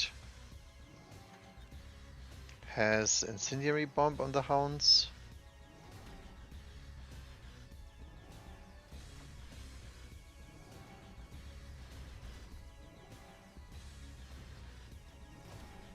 So this could be something for a mass-produced scorpion or some air stuff, Vulcan, oil,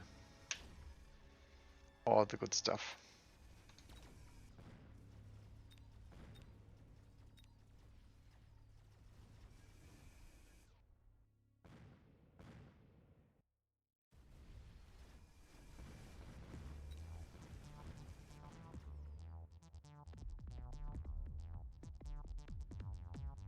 Alright, let's see if we get a unit drop here.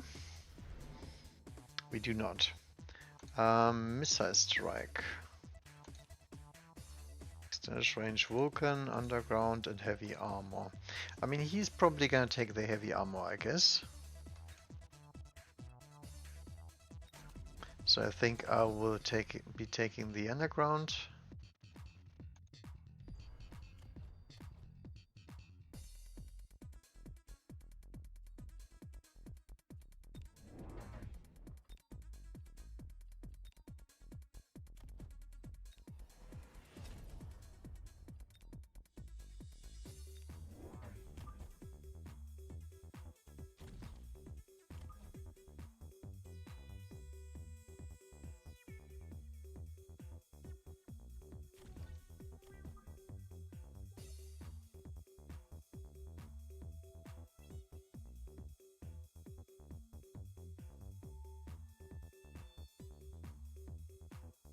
We dropped that last sledge.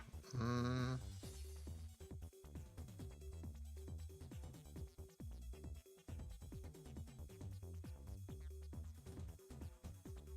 think just at the front, to be honest.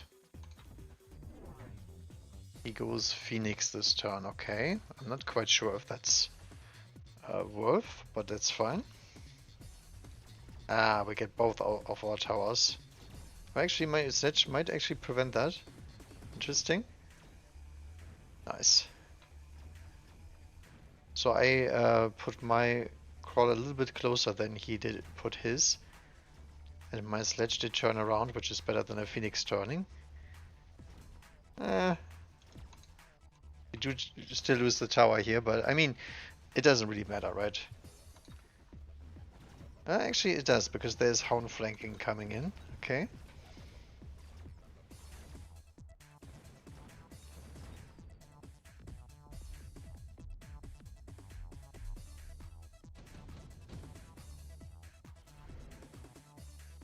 Okay, there's the scorpion. Do we take that? It's getting pretty good into all of this except the melting point, so I think we have to take that.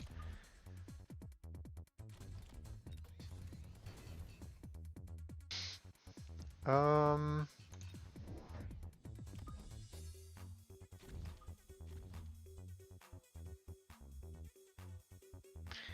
actually, what are these ticks? My text a little bit weird today. We could put down a crawler in the side here. This guy is really disrespectful with the tower here too.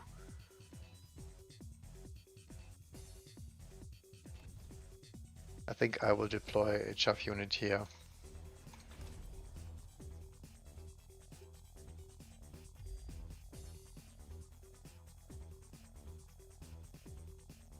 Probably just a missile over here. He flanks me with the scorpion, okay. There is some random stuff happening here. I like this. Actually, I can play sledgehammers into this if he really wants the fight. We need more crawlers here, obviously, but Other than that, free tower. Thank you very much.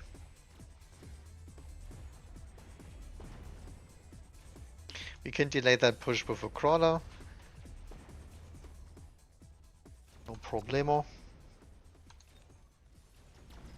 We also have marksman support, so we can take care of those scorpions later anyway.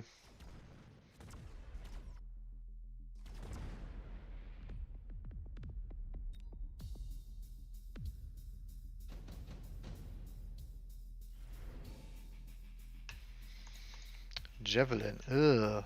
He's probably gonna javelin my poor scorpion here.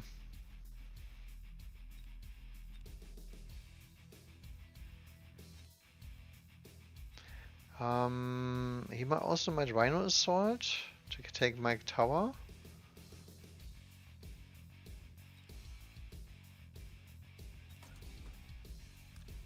I think I will take the bombardment.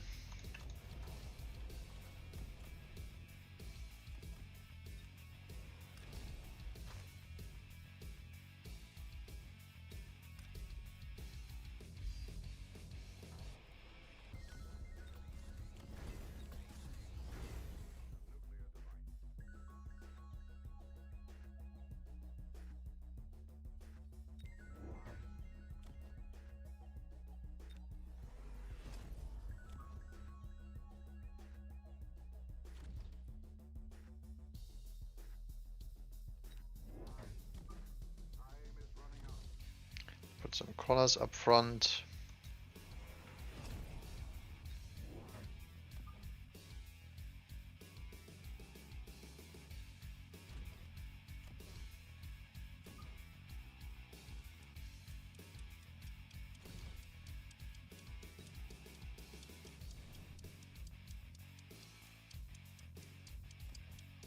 Sure.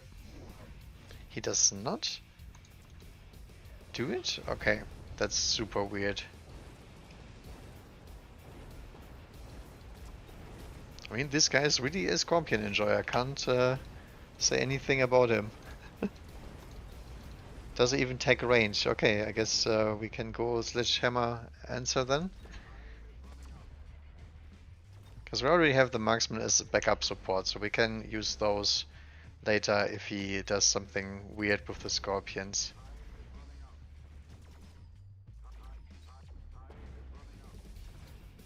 Oh, what? Wow, that scorpion is pretty lucky. No, not the orangeman. Wow, did not make it. At least the sledge did something.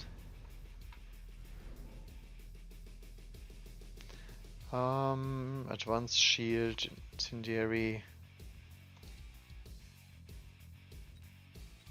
I think incendiary is pretty good. Intense training is also nice.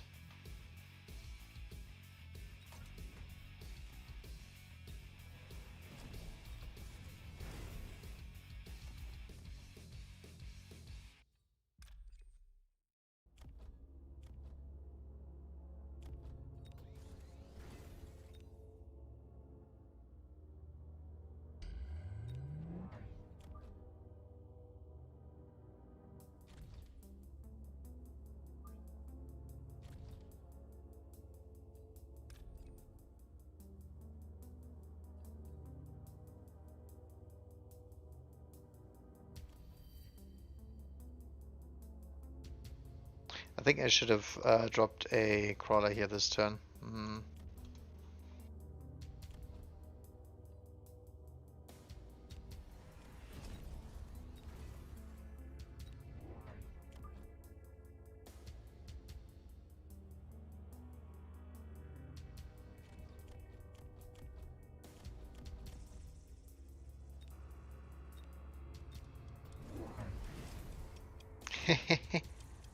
He expects me to hit him with the firebomb this turn.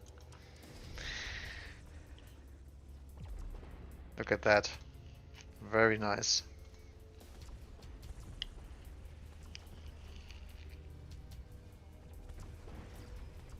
So next up we can go Shielded Fangs, EMP on the Sledgehammers.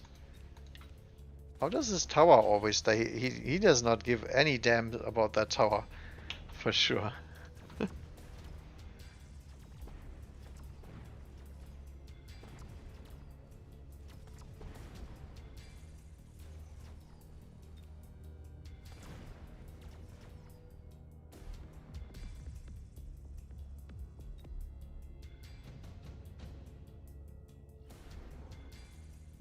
Ooh, Wasp is nice.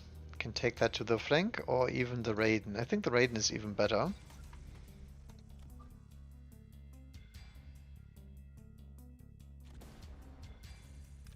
Put down the Raiden here.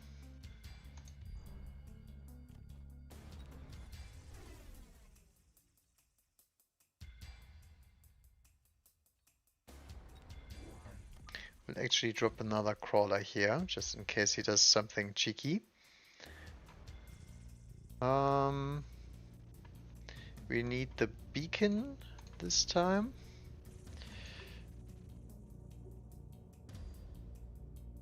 Try to make that as annoying as we can.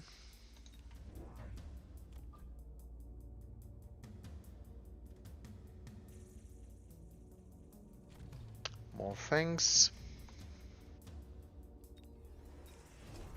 More fangs.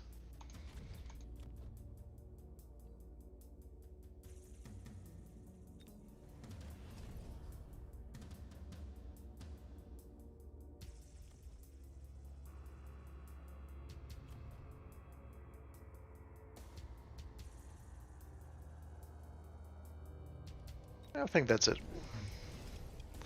Right, he goes for Wasp, okay. I can understand that.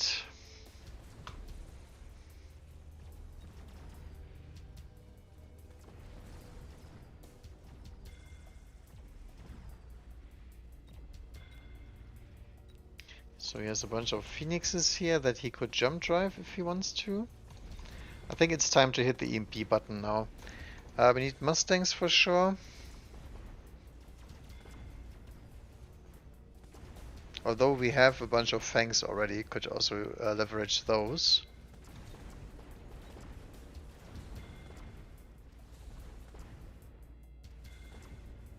Aww, oh poor tower.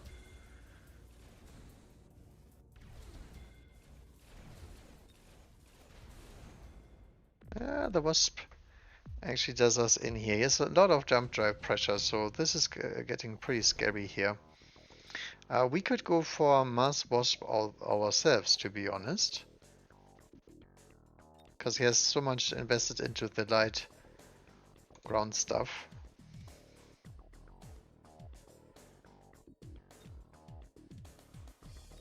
I think I like that.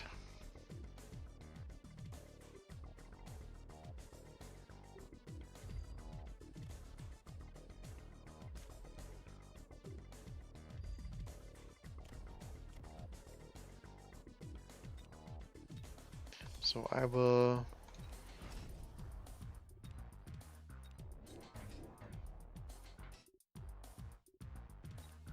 get a bunch of Wasp.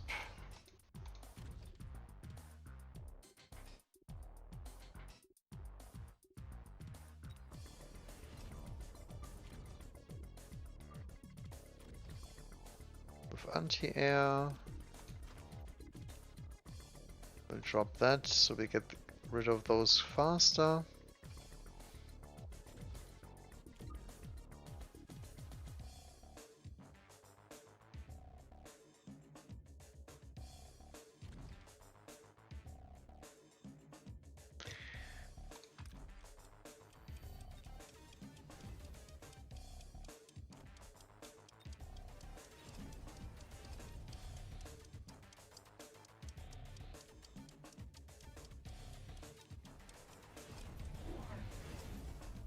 Alright, let's see if that works out. Ah, he attacked Phoenix range, that's nice. So we now get to do some more Wasp action.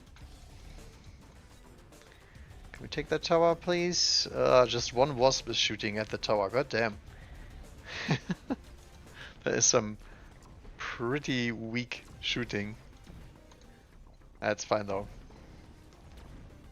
The thing is, we already put him down so low that he can't afford a tech switch.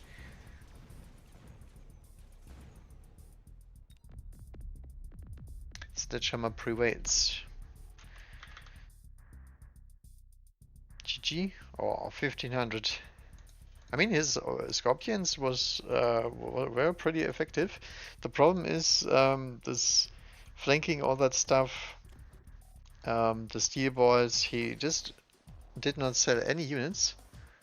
And the Sledgehammers get to feast in this kind of position. You just don't even need many levels. Look at that damage output, by the way. They're absolutely fine in this position as is, even this one, because it has the speed.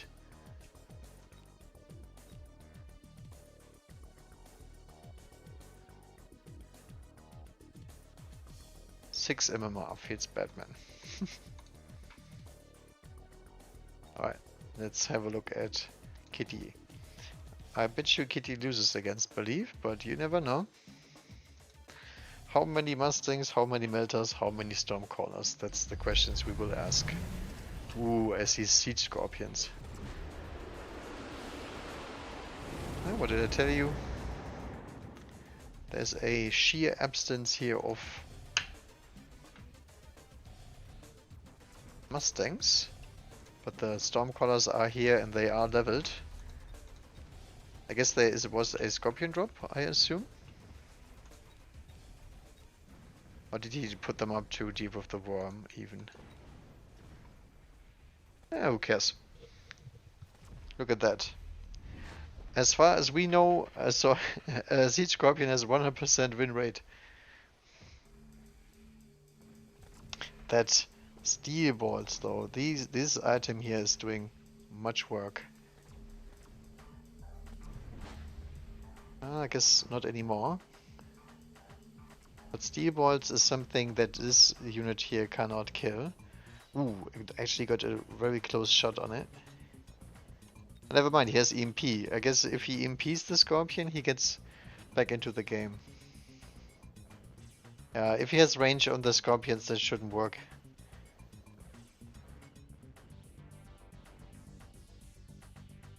Super supply. Okay, so nothing interesting.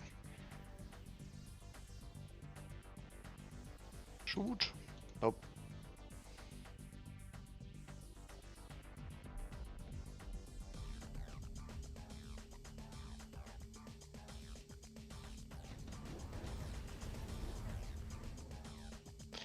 Oh, there's the Mustangs, I guess. Yeah, Mustangs are now on the board. I mean, you could still hit the range enhancement, to be honest, but not sure about that acid, to be honest. I mean, it's 2 melting points in the sand room. I guess he had the acid on before to defend the worms. That's what I would guess.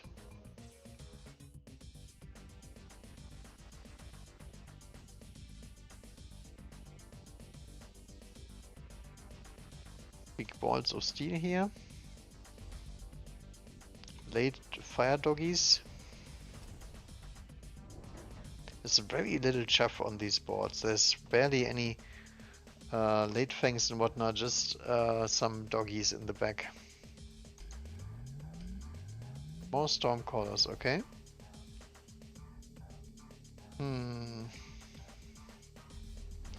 Now usually more Stormcallers will win, but you will need Launcher Overload at some point.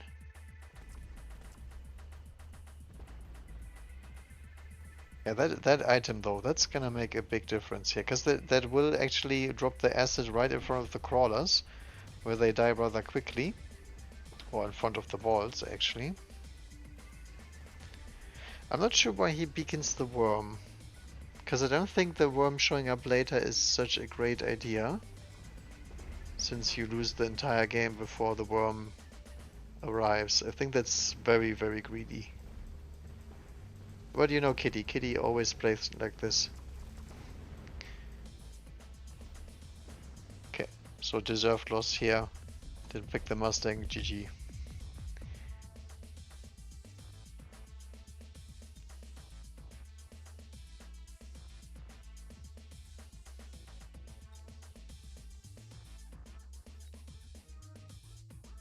Alright. So Thonix abandoned? Why are these people all abandoning the game? Probably because some disconnects or something like this? Huh. A little bit weird. Okay. So Believe and Blue Hair in the finals. I mean, it's to be expected, right? Blue Hair can beat Doggone any day, I think.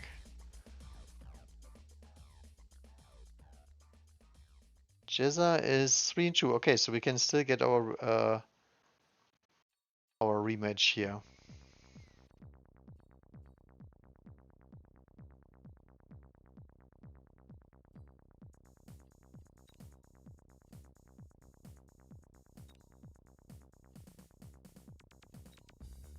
I don't think I know any of the other guys. I mean, I know Goshi's of course.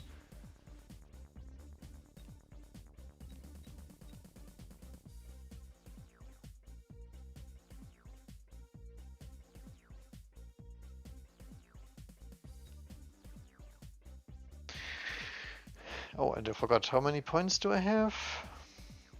9. Not that good, I would say.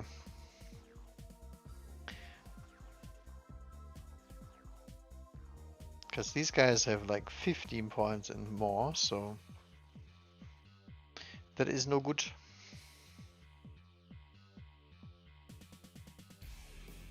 I mean, at this point it's always just for honor points, but you know. My guess is I will get to play one more and then we probably out, but that's fine. If I want to, I can still play on the evening.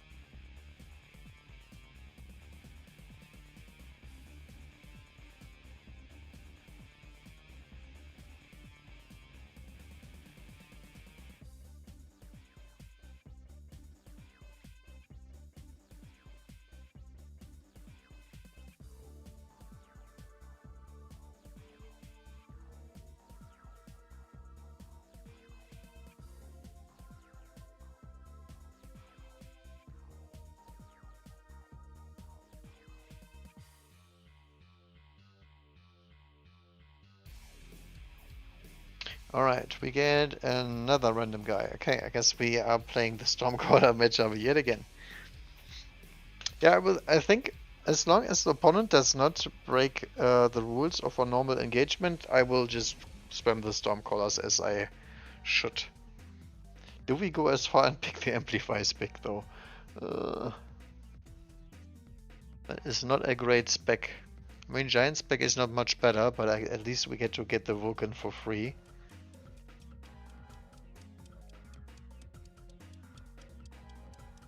Yeah, but goddammit, I will take it.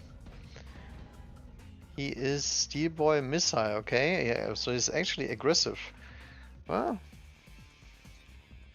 I guess in that case it's good.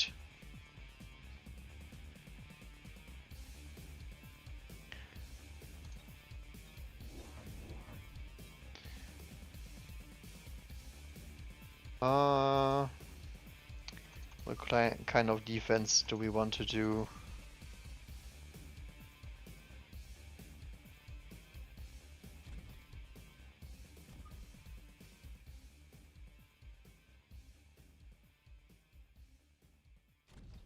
I think I will actually play my...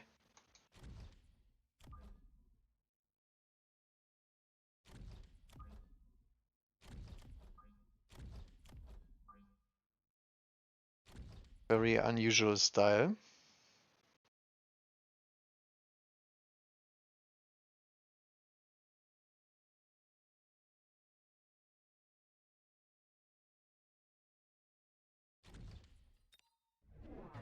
Nope, he's playing symmetrically. Damn it. Okay, I guess we have to deploy over to the other side. I was actually thinking nobody would pick this pack if he doesn't want to play aggro, but this guy is all about the aggro, non-believing. Oh well. I mean, it can be fixed, it's not an issue, but it's obviously not the kind of deploy I would do if we are playing normal. On the other hand, I'm not even sure if it would have been much better in terms of outcome. Because we will lose tower to this because we don't have the chaff clear. Okay, was swarm intensive training? I guess we can take the swarm for sure.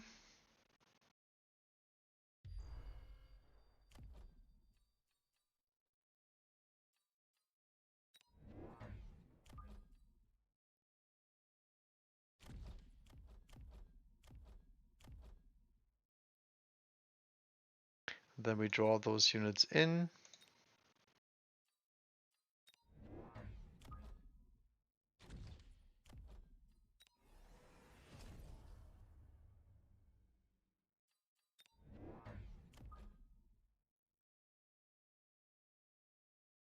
Now where would he drop the missile? Would he missile this?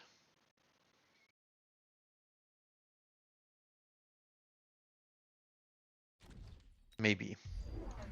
No, he does not like the marksman, okay. And does deploy Fangs and the Wasp Drop at the same point. Huh. That's a little bit unnecessary, isn't it? Yeah, it's fine.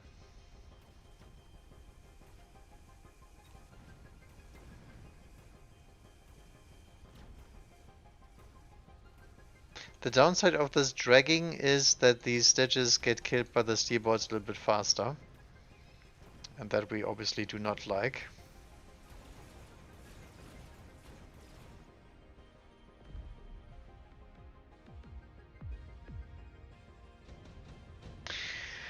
Okay. Scorpion could take that. I think Raiden is better in that case.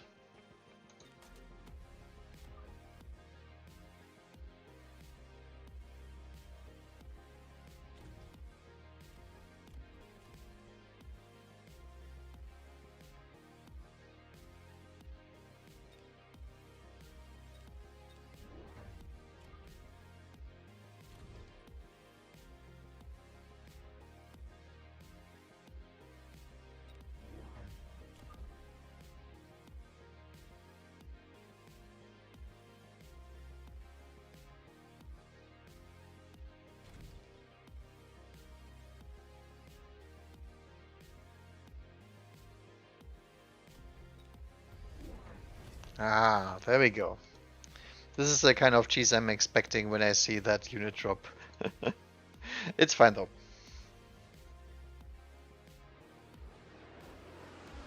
I mean, we abandoned that side pretty goddamn hard. And my main concern is that we deal with this steel bomb massacre here. Then we can deploy some stormcallers, we can deploy some units that deal with this kind of stuff later. I think for now we need to take care of the mid-shaft clear and the normal shaft clear with the Vulcan. There we go.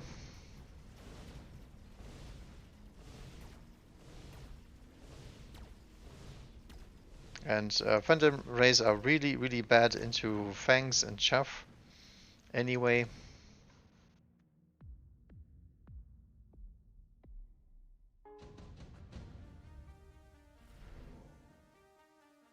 Ew, the iron beam is actually pretty bad for us.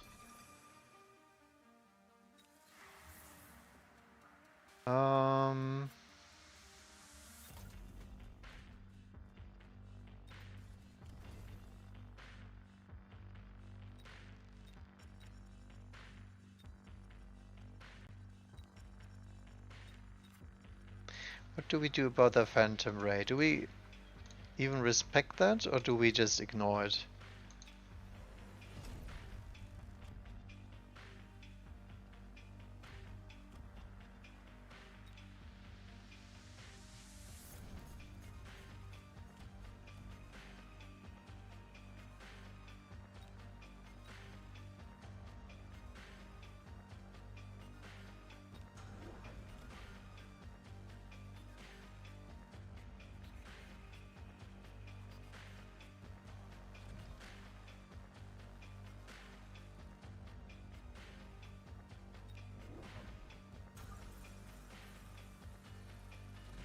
I think I will do a little preparation turn here.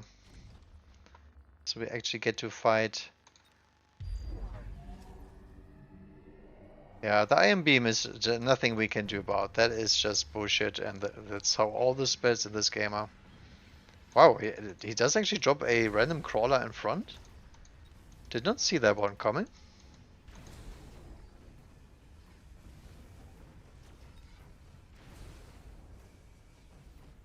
But yeah, we lose this round regardless of what he does. He has humongous tempo thanks to Missile Spec and also the usual bullcrap that is spells. And the worst thing is they're making spells cheaper, not more expensive. So we will get more random outcomes where unit positioning is absolutely irrelevant because there is a blob forming. And he will do. There we go. That's the 5th turn in a row where he will get a spell that benefits him very, very greatly. So I guess we have to keep up. And drop across.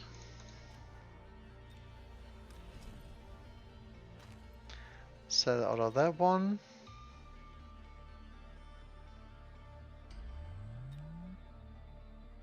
If we don't cheat that, we will lose.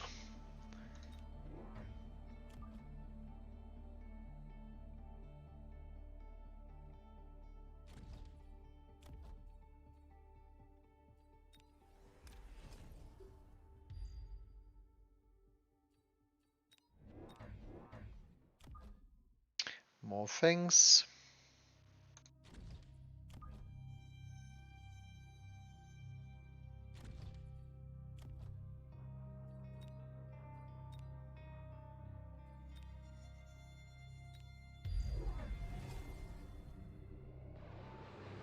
This Iron Beam is absolutely horrible. That's the next thing that's really annoying about this.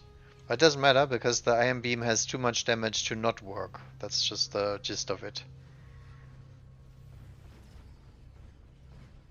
Because when you're picking Giant Spec, you're expecting some giants to stay alive, and if your opponent just gets to counter them one turn at a time for free, that will take away all the agency you had with that respective spec. Same for aerial spec, when there's a lightning storm coming randomly 5 times in a turn. Very inexpensive as well, not a very hard one. The nuke is the least threatening of all of these because it's actually pretty expensive, but that does not help because we still will lose to everything else. Okay, probably Phoenix. Typhoon will not make it.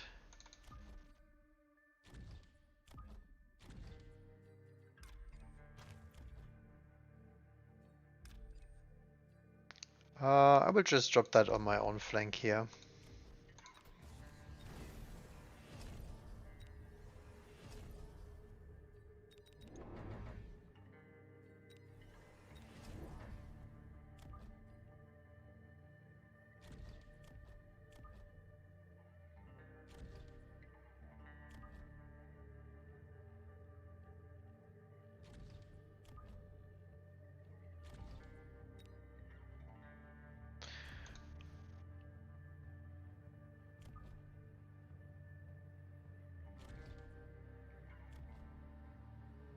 Okay, we do have the gun line now. probably need extended range here, to be honest.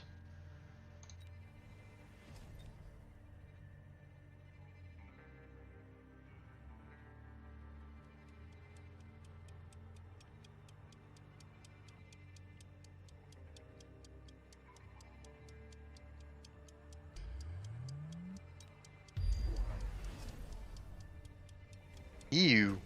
Okay, so Saber cheese coming this turn. I don't think we can beat that. That's a little bit too much HP. But maybe. Maybe.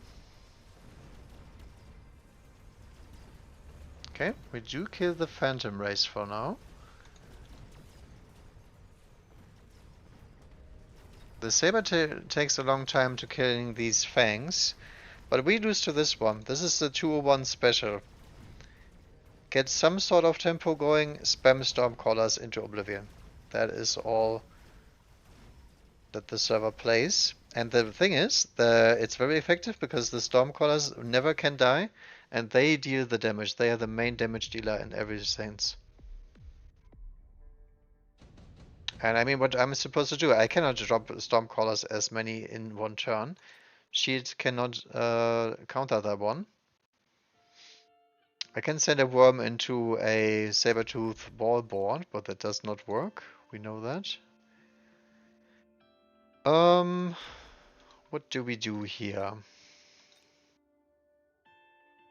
I mean, that thing requires a melter. That's the first problem we have to fix. I think we skip. I don't think I have anything that I can do this turn.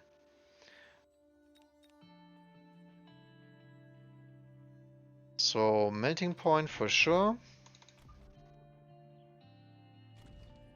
Save the Phoenix, because that doesn't do anything.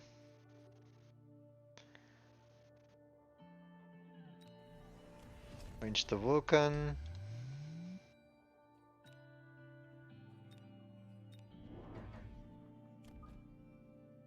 Then pray to Jeebus that we can beat the normal spam.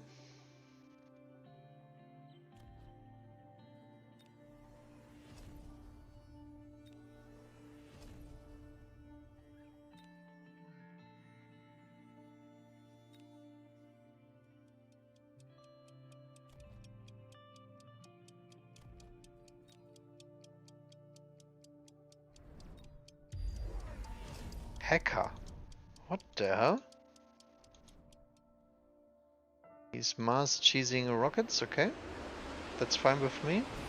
The Oi is pretty nasty, but not as dangerous this turn. So we do get the hit on these very important units, but I'm afraid we're gonna get hacked here.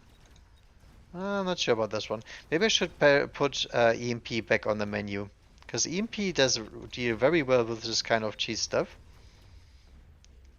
And I rarely click quick reload ever. What, did he press fire on the fire caller? No?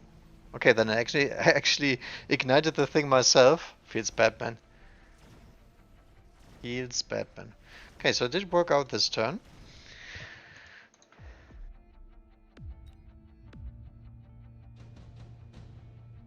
But don't forget, there is an Iron Beam coming for 2 turns in a row now, which we can nothing do about.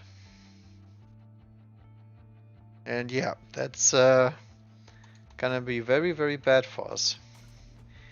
Okay, I will take the Wasp here. And I will try to cheese just one turn.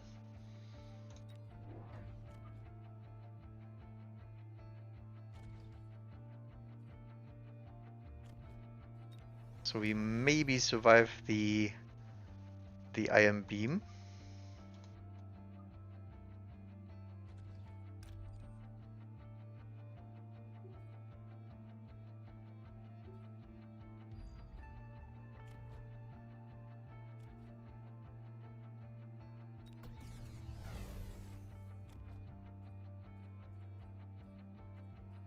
Although I highly doubt that.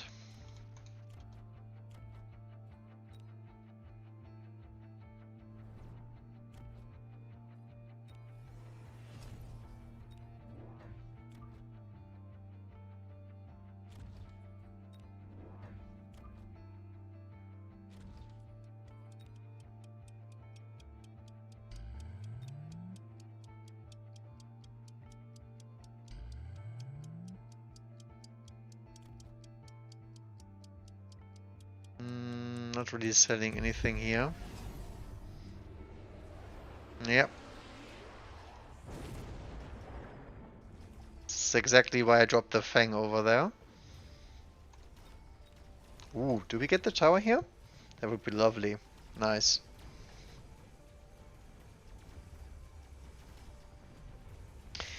Ah, I hate Iron Beam. Such a powerful spell. And the problem is if you don't have advanced shield device, you cannot even counter that one. Yeah. Sabertooth will win that round because I don't have anything to kill that. We do not have EMPs at the current moment. That means we also lose the interceptor here. Look at that thing. I don't know why people take this tech off the bar. It's absolutely amazing in the correct circumstances, like this one, for example. Almost won him the game. Okay, another. God damn it. How many freaking Iron Bars do you want?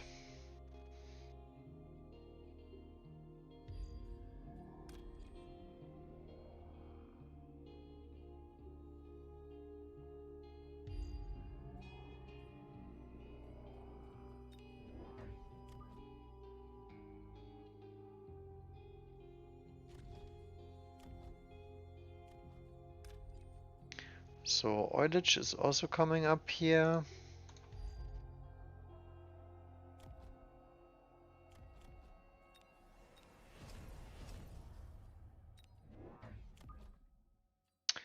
He's gonna miss a strike the Wasp.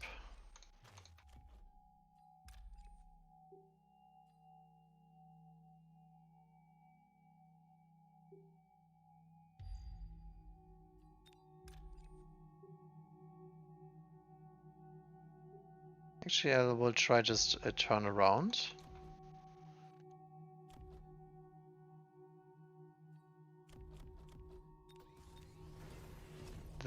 This one does need range, otherwise we will not survive.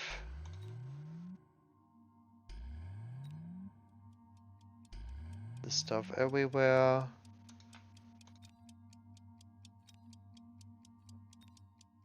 Deception everywhere. Late Fangs and +3. Doesn't matter though, these spells will decide what happens this turn, no matter what we play. He does go Wraith here, okay. Very interesting play.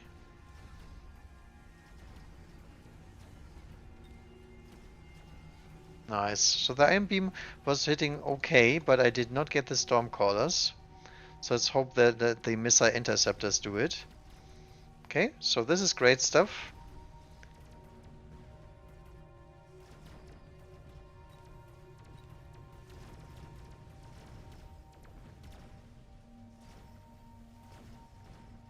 Sadly, I think the Stormcallers will have us.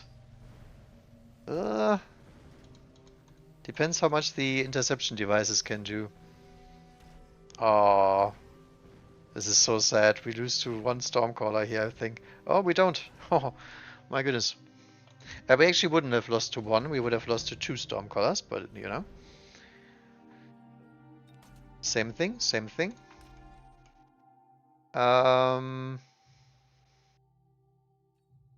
What do we EMP here?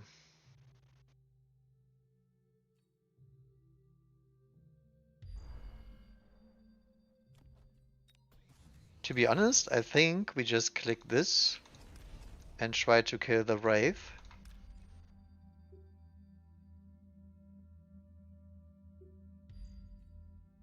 Because I don't see how we win the ground fight here.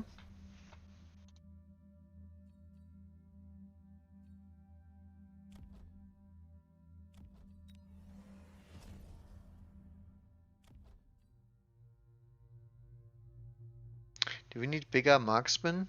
I think so. The problem is we still have to kill that that stuff that comes later and that frickin'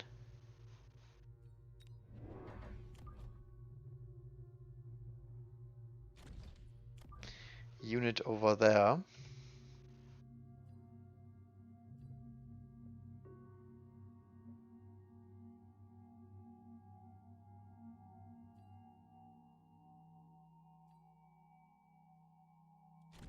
So we split this one.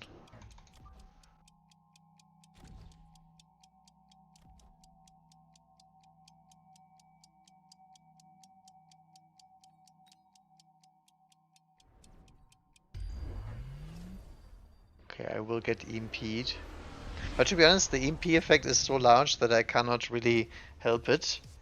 As long as it doesn't kill the wasp, I think we are okay with that. I could have tried, but to be honest, I don't think it makes any difference in these kind of games, because the EMP will hit all the shields and then the shields will drop to just a single unit pretty much.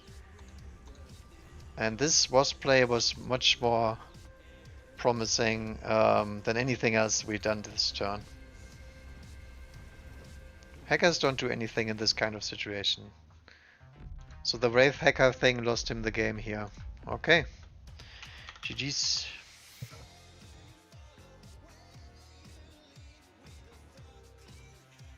Yep.